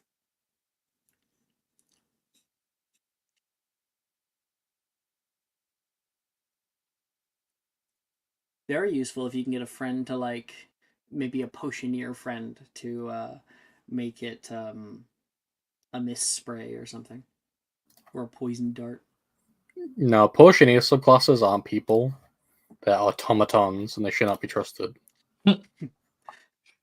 They do kind of produce quite a few, because you get 1 potion per session. At the start of each session, you just make a potion. It's fucking dope. Now, what do they have to give up to do that, Alex? Meta magics. don't let them fall for it. Don't let them fall for the Don't trend. let them fool you.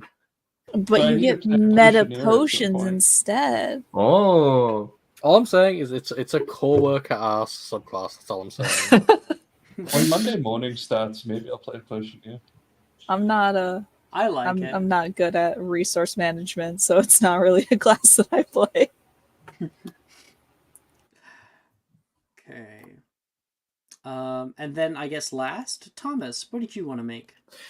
I rolled an 8 to make a blemish blitzer. Okay. So that is Can I give him encouraging words if he'll take it? if you want. I'll take And it. guidance. I haven't used either, so you get Yeah, I both guess 2d4s.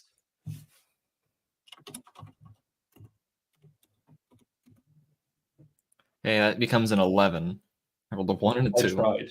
That helps, actually.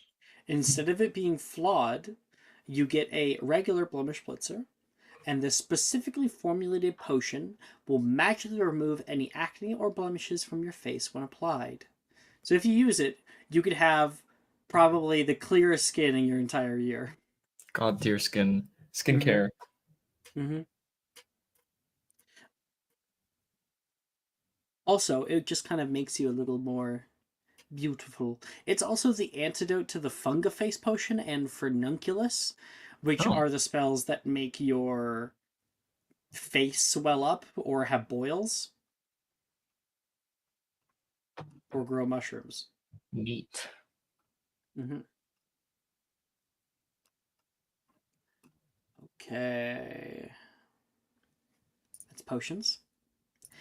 After potions class, you guys have dinner where they're serving chicken parmesan. And we all go down to bed for the day. Because tomorrow, Thomas, you lay in your bed and are unable to sleep. Quidditch tryouts are starting. Yes. Here's the question. Who's all trying out for Quidditch? Hi. Fee is. I'm not doing it. Esme will be on the sidelines. You know, I think I'll give it a Laura, try. maybe. Oh, you have a slight interest, I see. Aurora's been banned from a broomstick. Do you want to put on a wig or something and go anyway?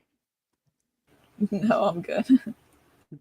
Oh, Here. can I have a little bit of flavor for my detention? Absolutely.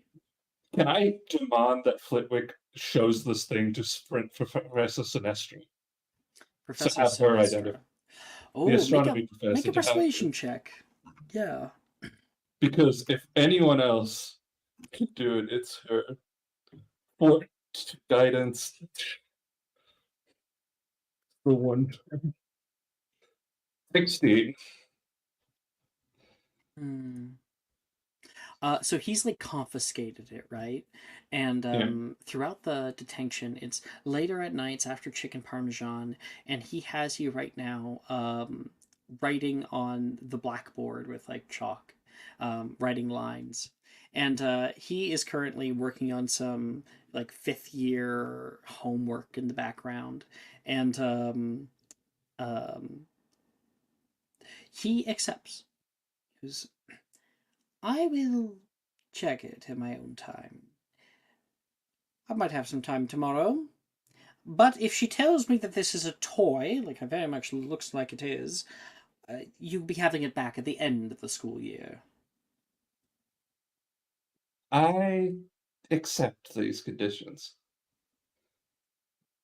And he gives you like one eyebrow raised, but allows you to go on. So it's a little bit stressful, I think, because you're starting out the next day without even having it. You're not sure when you're going to get it back. It is the weekend right now, and you'd very much rather have it so you can cast spells if need be.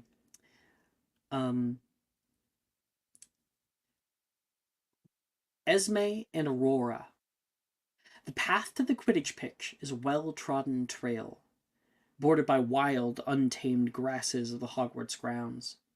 With each step, you can see the excitement building for most of the students around you. Distant sounds of the stadium growing louder, the hum of conversation, an occasional cheer, and the clear, sharp whistle that signals the beginning of tryouts. Esme, you're walking up the wooden stairs here. You see so many people are here right now. And you probably take a seat that is apart or like private, Esme?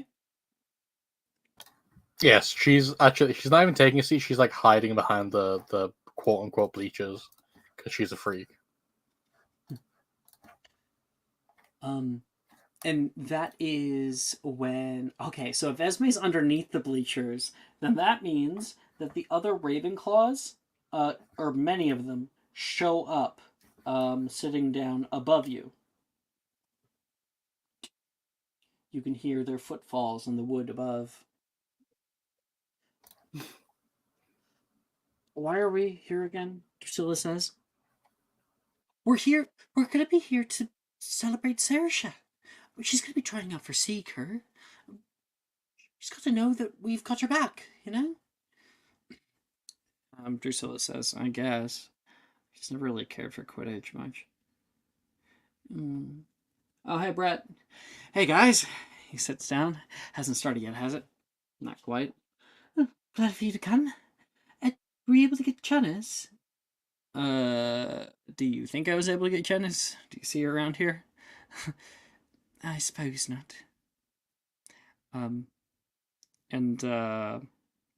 Reese is coming down over. He's got like on a Quidditch hat with dangles, and he's got like a Ravenclaw foam finger and some popcorn. Popcorn? He hands it over. Yes, please, Billy says, and they start to share. Drusilla looks around. Esme coming? No, Reese says back from the other end of the lane. I did invite her. Why not? Did you see her last class? Defense Against Dark Arts nearly took off my arm. I guess that's fair, Drusilla says. She's not exactly very personable with any of us anyway. Even I've tried, Brett says. But I don't think there's any getting through that ice of hers. She's like an ice queen. And Reese laughs. Ice queen. Billy says, that's not very nice. But I guess it's not exactly wrong. It's hard to even just carry a conversation with her for very long. You think maybe she just is, what, depressed? Drusilla says. No, I think she thinks very highly of herself. That's what you have to overhear underneath of them. She's taking notes. Please tell me she is like also got a set of glasses as she's listening to this. Just going. She doesn't have a set of I see glasses, but she is still doing the thing as if she did have glasses. Like adjusting them and like pushing them back up. Anime Like, style, there okay, is still the shing of the white light, even though there's no glasses there. Exactly. 100%. But yeah, I think it doesn't really show on Esme's face at all, but I think internally she's like, wow, why do they all these misconceptions about me? I've been very honest so far.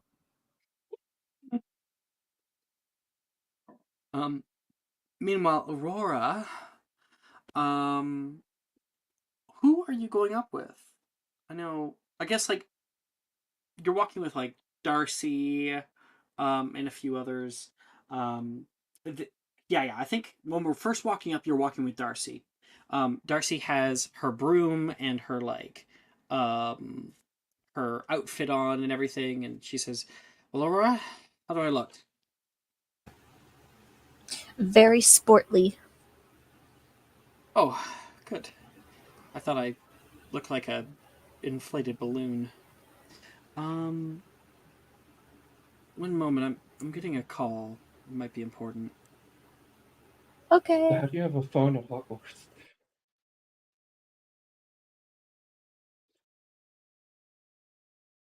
It's a Motorola Razr, specifically a pink one, which is the only kind of phone that works at Hogwarts. Little known fact. Well, no, surely those Nokia brick phones work at Hogwarts. Oh yeah, The but that can work in a indestructible ones? nuclear Yes. strike. So Those are like satellite phones that the CIA have, you know? No, you know the fucking that like classic Nokia, really small white one with the Yeah. keypad. Mhm. That thing will I'm work back. at Hogwarts. That thing works through everything. I'm happy it was just a brief call. Okay. Okay.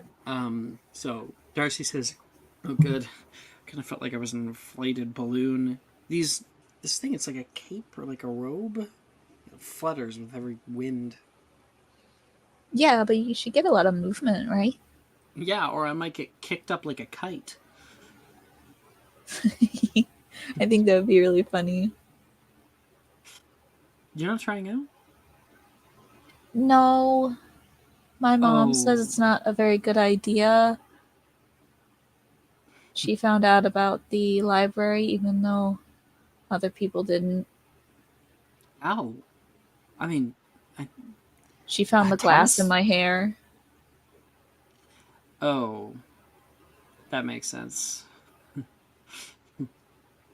Well, You best be down here. You're gonna be my. Are you gonna be cheering me along? He says with a big smile. Yeah. I bet you're gonna get. I bet you're gonna get whatever position that you want first try. Oh, thanks. She seems a little bit worried. I have been practicing, so I hope it's good enough. I hear about other people doing practice brooms, and I just feel like I'm so far behind, you know? Darcy. She like puts her hands on her cheeks. Darcy. Focus, okay? Head in the game. Eyes on the prize. You got this. It doesn't matter if you didn't have access to all these fancy practice brooms like these fancy wizards. You do really well in flying, and you really want to get a spot on the Quidditch team, and I think you're going to do it.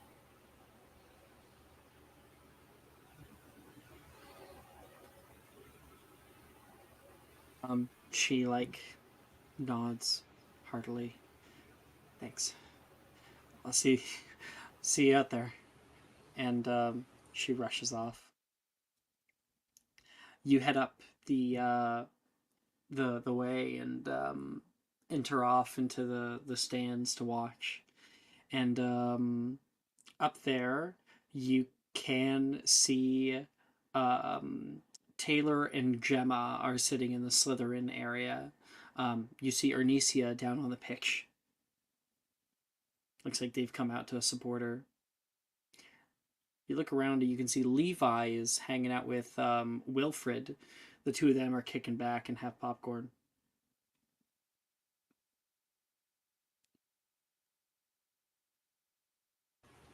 Mm. She'll go up to Levi and Wilfred. Levi looks up. You lost? No, I just wanted to say hi. Aurora, I don't think we've talked since the beginning of the year. Yeah, for some reason, people tend to think that I'm bad luck. Wilfred nods, like in agreement. Yeah, I think if I had that.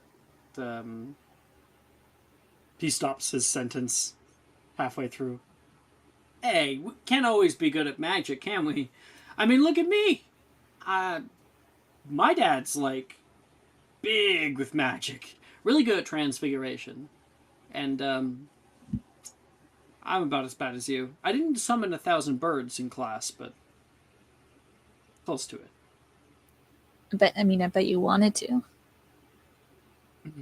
Levi kind of gets quiet. Yeah, I'm sure that I would prefer that over the silver ore becoming like a shrapnel grenade.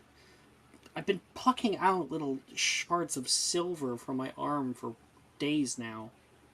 Oh, that's not good. You could get, like, I don't know, like a superpower or something. That's how Yeah, you get superpowers, right? Or silver poisoning, Levi says. Sit, popcorn. Sure. And she'll plop down next to them.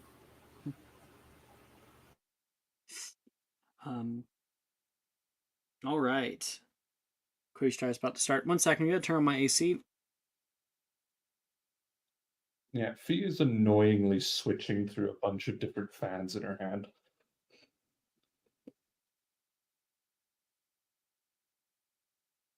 Wait, yeah.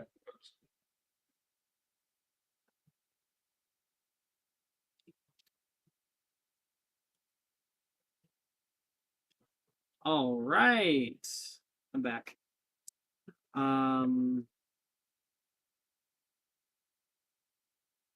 Okay. As for Fee Thomas, you guys stand out on the pitch in all your gear. Between the two of you, Darcy shows up. Hey guys, you guys nervous? Fee's kind of annoyingly annoyed switching between different types of like fans in her hand, using utilitarian and her wandless magic. and she's just kind of annoyed, grumbling about Flitwick. Earth to Fee. Sorry, and the fan disappears in her hand. She got her spellcasting focus taken away. Did you hear that? Yeah, I think everyone else did. Shouldn't be throwing fire at the walls. What if we started a school fire? I needed to prove a point that I wouldn't really be able to do magic without that kind without focus. Yeah, what prove it with arson? Darcy laughs, Maybe. trying to show that it's like lighthearted jab. Maybe next time. Maybe next time. First year has a lot more fires than I anticipated. A lot more fires. That's one of those spells from my book, which he also has.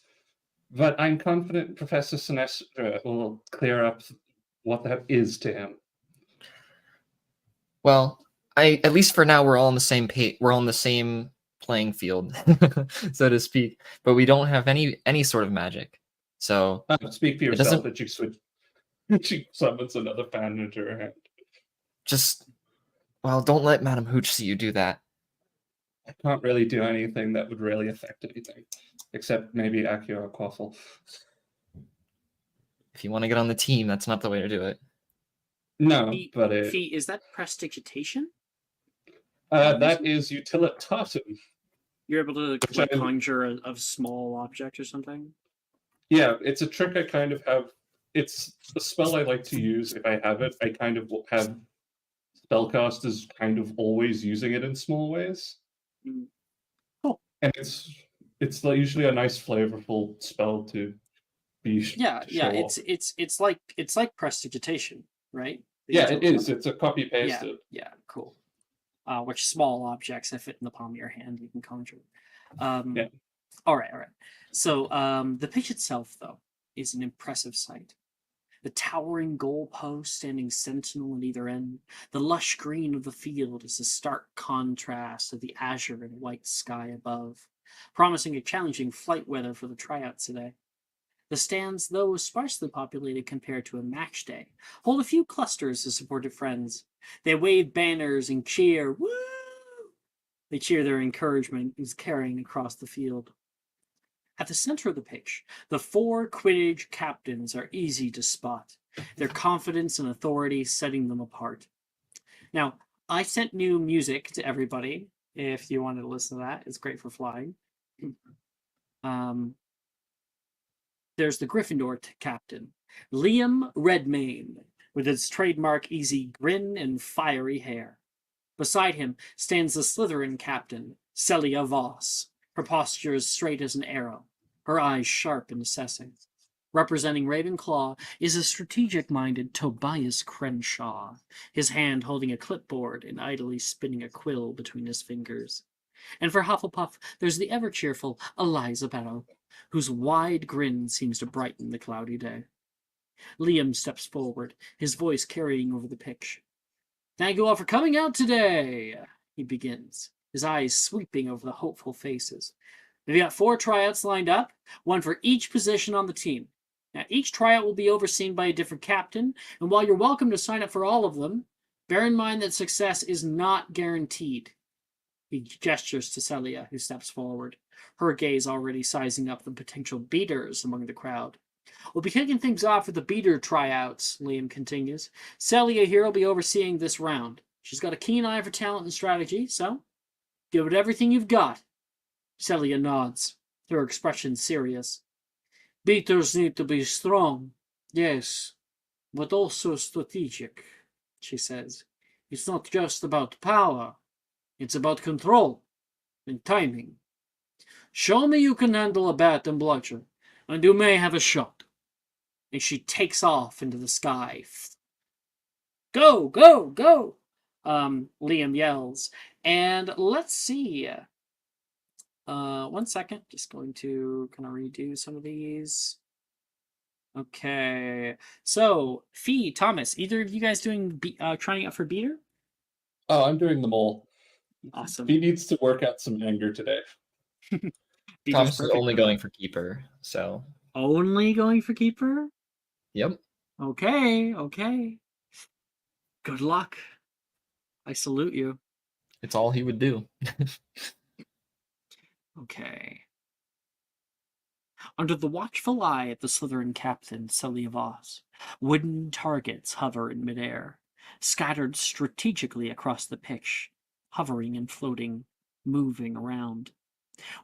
With the flick of Celia's wand, the bludgers are released, buzzing through the air like iron hornets seeking prey. There's about 10 of them that are out right now. Now, the would-be beaters are handed their bats, and the wood feels almost alive with potential. Remember, it's not just about brute force, Celia reminds everybody. It's about precision and timing. You can hear a few people say it back. Destroy the targets and show me your control. The air fills with the sound of a heavy horn. And the thrill of the chase moves on as bludgers hurtle out of control, ready to be directed toward their prey. Hit hard! People take off, and Arnesia, as she moves off, kind of slams into your side, Fee, and keeps going. Okay. Fee, I need an athletics check. Oh, yeah. I know I'm not good at this, but Fee wants to hit shit today.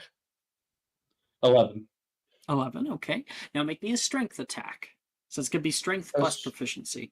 You can make me a strength, check, and then just add 2. Cool, that's not going to be very good. 5. 5. Okay, so Fee, you're getting out that frustration. You are flying over toward bludgers, and many times as you're going to them, the bludgers are being intercepted by other tryouts, and they are hitting those bludgers as hard as they can with their bats, and they become redirected. Whenever they hit a target, it shatters open, and you can hear a heavy ding that flicks over the pitch. People are cheering down below. You fly to one and another. Finally, you get to one, and you get for a good hit as hard as you can. And your bludger, while you got some oomph to it, it does not hit any target. It kind of curves away from it. That frustration building within you. And then zooming over top of you, Arnesia, through the air, shoots down and hits the side of a bludger with all of her might. And you can see it curve through the air, and it hits one target, curves to the right, hits another target, and keeps curving and hits a third. Ding, ding, ding. Yes! Celia yells out toward her. And Fee, as you're struggling, Sam lowers down toward you. Are you okay, Fee? I'm just pissed today. About control, not emotion. Keep trying, okay? Well, She to be takes fair, off. then people finish that to herself. To be fair, I'm mostly doing this because I wanted to hit shit. And you take off to get a few good more hits in. Okay. Wait, are spectator actions allowed during the tryouts? No. Like inspire heckle? No. Okay. This is this is more so that's for the actual game. Got it. I was just checking. Okay, so I forgot to record it. Shit. Fee, you got a 10? 11 and 3. 11 and 3. 11 and 5, but that doesn't make much of a 5. difference. Okay. I still write it down though. Yeah. All right, next are chaser tryouts. Yep. Gryffindor's Liam Redmayne oversees the chaser hopefuls, his eyes keen for a display of agility and teamwork. We all kind of gather together high up onto the pitch, far away from the goals, directly on the other side. Each chaser starts far from the keeper's goals, a quaffle clutched tightly under arm. At Liam's signal, at my signal, you're going to pass your quaffle to one of our teammates out on the side. Wave, say hi, and a bunch of people wave over. You can see some of the old teammates from last year that are sitting on their brooms ready to receive your quaffle. Once you throw it off, you are going to move as quickly and as swiftly as you can. Move as fast as you can toward those goals, and you'll be awaiting a return pass. Once you're about 30 feet out from the goal, you're going to be tossed your quaffle back. You want to catch that thing and throw it in. But we do, of course, have a keeper on deck right now. Down the way, that is, he points out, that's Terry. Now, Terry is an asshole, so whoever gets a headshot gets 5 extra points to their house. Oh yeah. Wave at Terry, and people start waving, and Terry, who's so far away he can't hear this, is waves back a little bit. You don't know what's coming for you, asshole. What's your problem with him anyway? He looks back and he says, "Oh, he's just annoying as fuck." Now, let's see your speed and finesse. Is Terry Gryffindor? Yes. Cool. And the Liam calls out, and there's that heavy hung, and people shoot off. Go! And people fly as fast as they can. Fee, make me an acrobatics check. Something I have proficiency in. 23. Hell yeah! Okay, so you shoot out. Let me see what. Oh damn! While you go really fast, Fee, there's one person who's even faster. I rolled 19 on the die. Delilah shoots down past you. Whoa! You feel the wind pass and you shoot out with her, trying to regain speed. You are able to catch up until you're just about 5 feet behind her, having already thrown off your quaffle to the teammates. She's kind of keeping her head down, her ponytail's flapping in the wind behind her, and you get this kind of exhilaration through you. Hell yeah, Hufflepuff! There's 3 positions available, so you're only so much contending with her. And it isn't really the one she's going for. Exactly. Make me a sleight of hand check. Oh, cool. Something I do not have proficiency in. 10. Okay. All right. I'm gonna see if she can get the headshot. No, she's not able to. She doesn't. She's not going for the headshot. Instead, she's gonna go for the goal. So she faints out. So sorry. The quaffle comes her way. She grabs. Yours comes closely after, and you nearly biff it. Putting your hand out, it kind of bounces on your hand, and you try to click it back. You're able to grab it with your other hand, gripping your broom with your thighs as much as possible, still moving to a great speed. She throws it out underhand, and you can hear a heavy ding as Terry is not able to stop the goal. You kind of try to get a good handle on it, try going for a throw, and it goes straight toward one of the goals, and Terry flips up and kicks it out of the way. Sir, he yells back, and you're like, now I understand why Liam hates you. And she says, good advice would be to duck from now on. What? He yells back. His voice echoes, and then a quaffle hits him straight in the head. He yells, I told you! Okay, so that's Chaser. All right. Thomas, you're up. Yeah. Keeper tryouts. Okay. And okay. Eliza Barrow of Hufflepuff floats by the goals. Her encouraging smile bolsters the nerves of the keeper candidates. Okay, everybody, gather round. We're going to be going one at a time. It's about anticipation and reaction, she instructs. Now, you won't stop them all, and that's all right. 5 chasers are going to be heading down toward you, each armed with a quaffle. It's important to remember that in a Quidditch game, there's only 3 quaffles, so this is going to be much harder than even in game. The idea is not about getting all; it's about getting as many as you can, and not overextending oneself.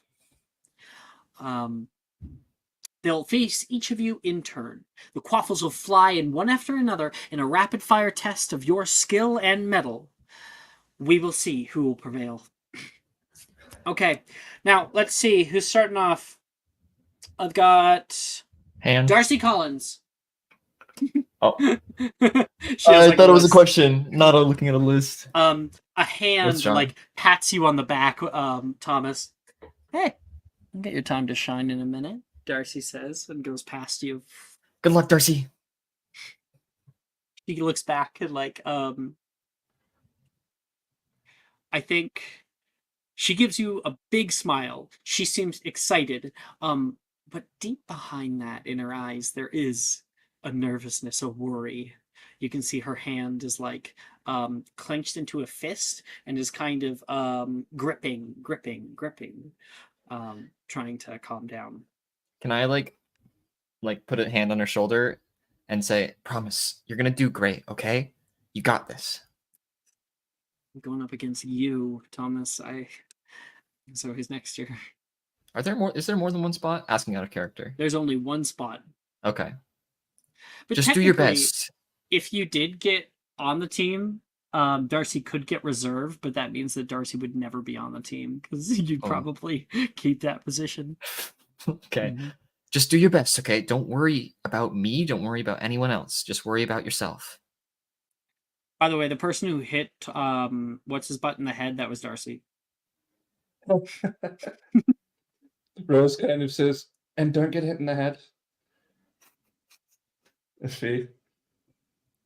And Darcy heads up for her attempt. Now, you guys also get your attempts in tow. I think Eliza, when she calls out, Fee Irwood, and then later on, Thomas Wood. She says with a hint of recognition and excitement. Oh, I think she looks disappointed because you're on Gryffindor.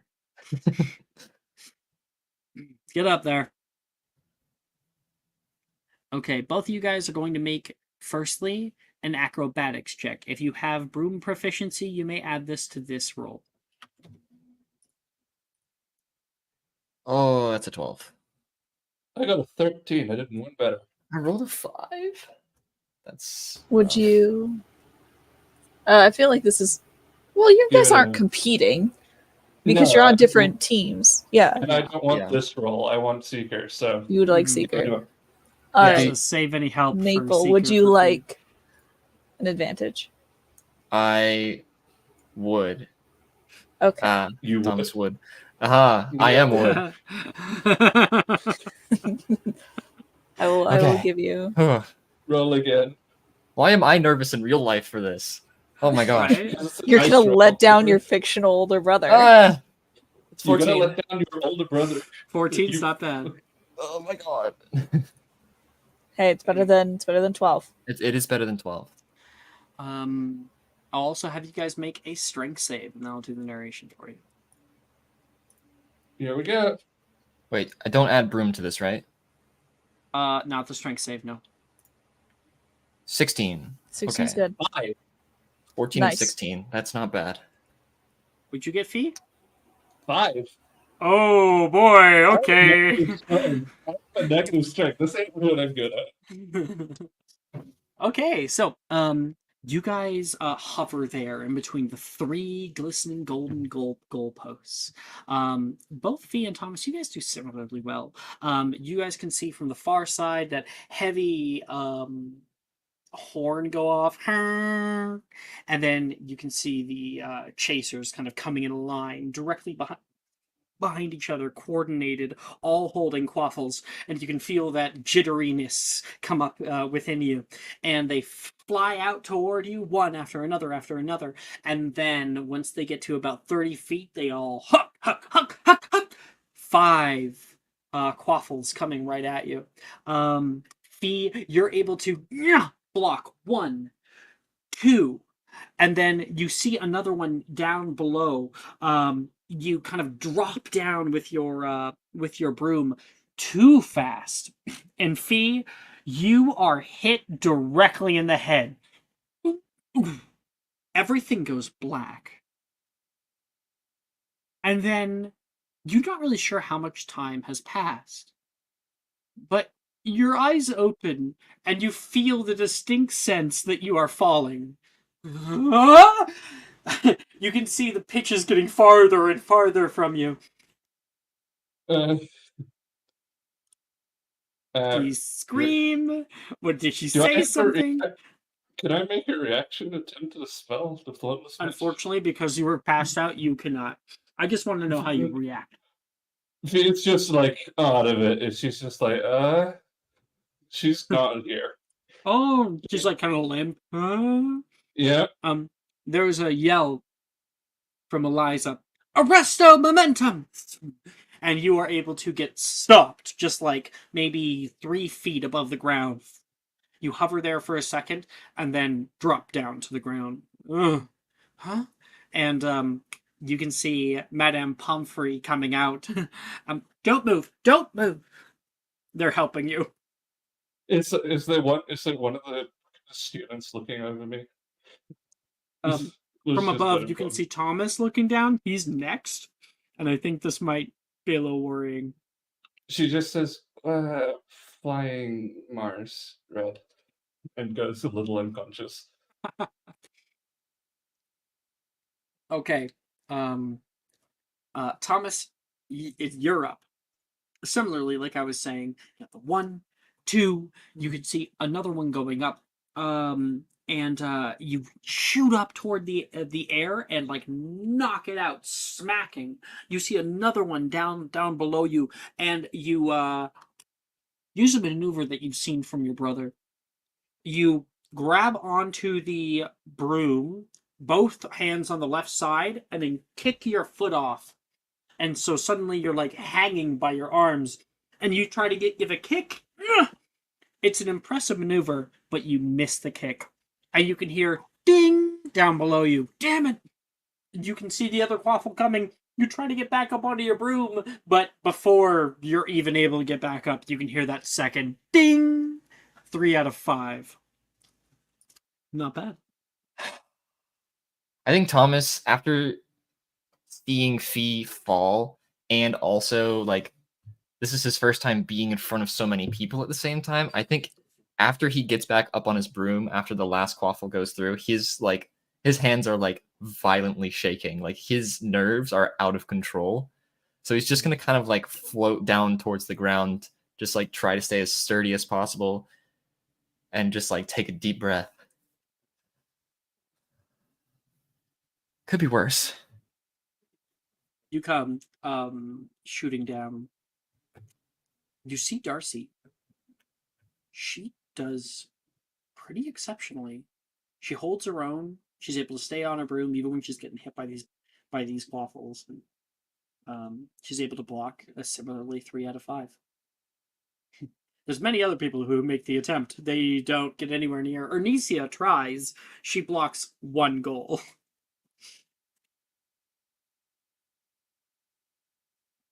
Okay. Our last one.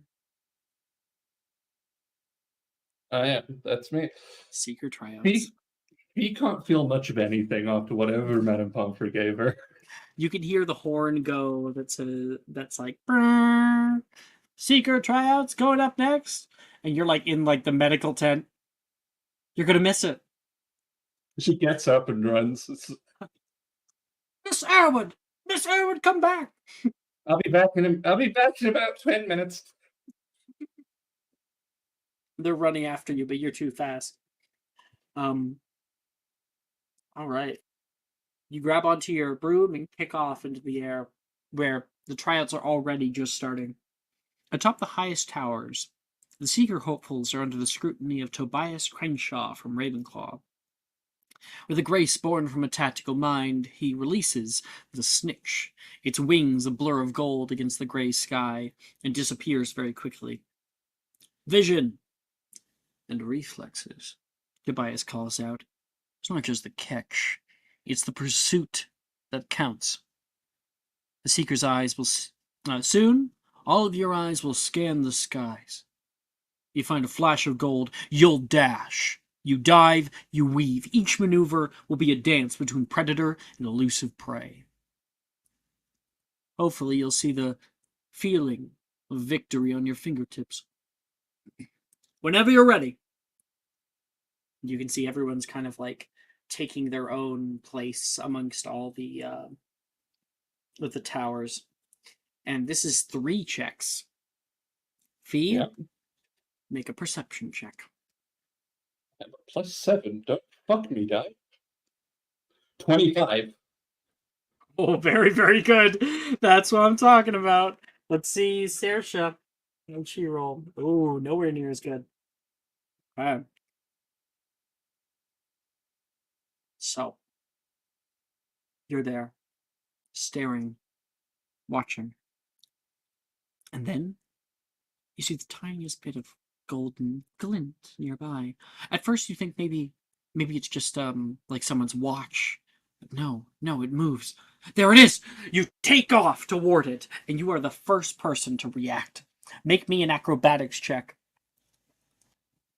She just has a mind. Sep, can I have that? Does it help? Jess? I think it was you that was offering. Yep, go for it. 17. That's a lot better. 17's way better, yeah. Okay. So, you're going after. And very quickly, you see many other people are following you. So suddenly, there's like 12 people that are in pursuit of you, Fee. Shit. You try to keep up as much speed as possible. Saoirse's one of the people that zooms forward. She got an 18 for her acrobatics check, but got less than you in the perception check. So she is behind still. But she is like close on your tail. You get closer and closer, and you begin to see the golden snitch. Those wings are fluttering heavily, and it suddenly dives down toward the pitch. You dive down with it, and it weaves through the towers above, shooting directly over Esme and Aurora. And you can hear like all the Ravenclaws Esme yelling out like, "Go Saoirse! Woo! Come on, Saoirse! Come on!" She finally cranes her head up from her notes to have a look. She's like peering through the holes in the seats. And through the little crack, you can just see like the blur of movement as 1, 2, 3, 4, 5, 6, 7, 8, 9, 10. A bunch of brooms are shooting past you. I think she's gonna like just say it out loud. How are you even meant to tell what's going on when it's going so fast? Probably scaring the hell out of everyone sat above her. Everybody jumps a full foot in the air. Woo! People turn around and look down. And like fucking it, you know, from the clown. What's Bubbles the clown? What was his name? Yep. Yeah, just like Bubbles the clown. I see you down there, Esme, and that scene's cut.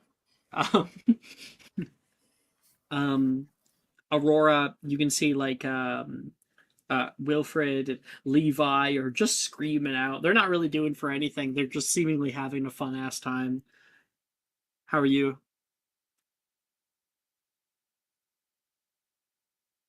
Hippie Chest is not here. Yeah. Wait, what? Sorry. I said that Wilfred and Levi were just like screaming out for the loving the brooms shooting out over their head, and they're just having a fun time. What about you? Yeah. She's bent. She has not stopped screaming. I think like they're screaming, but then your scream is like the higher pitched version, and so like Levi is yelling, and then you kind of overwhelm the cheer, and he has to like put a hand over an ear, and Wilfred's laughing.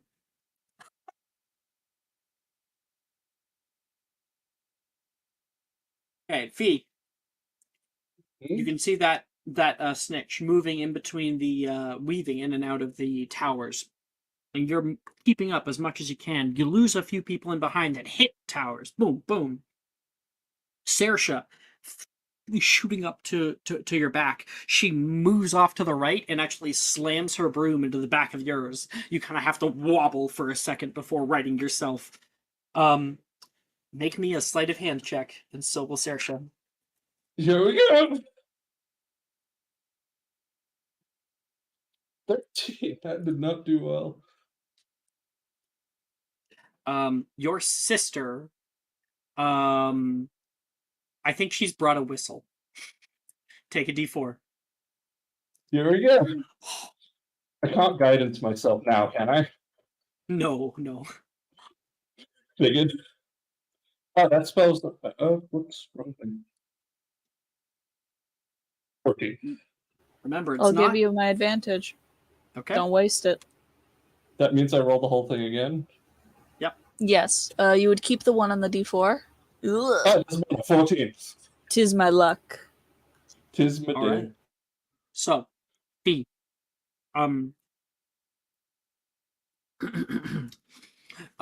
The stick is within arm's reach.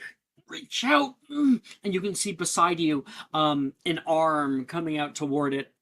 You try to like knock it with your elbow, and Saoirse flips upside down underneath of you.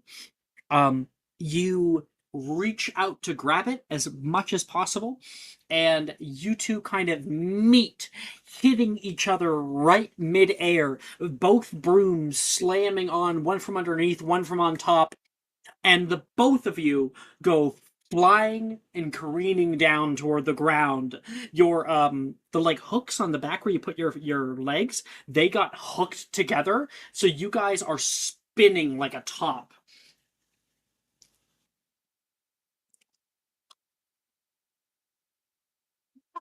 You hit the ground, churning up earth and grass. The screams from the crowd suddenly go quiet. Very, very worried about both of you. And as you lay there, hurt, and people start to rush the field, you look down into your hand, and Saoirse looks down in hers. And you both have one golden wing. Woo! Saoirse screams out, "In your face, Fee!" She sees your ring too. She says, "Don't worry about me. I just have a Mongolian conclusion." You pass out. Oh, she's been hit in the head twice now. She's dumb. Yep. And the light fades for you as the cheers go down along school grounds. Who knows where the body of the snitch went? Yeah. And all right. After all of this, after everything's done, positions are offered. Thomas, you are offered reserve keeper, which is real good. First years rarely make the real team.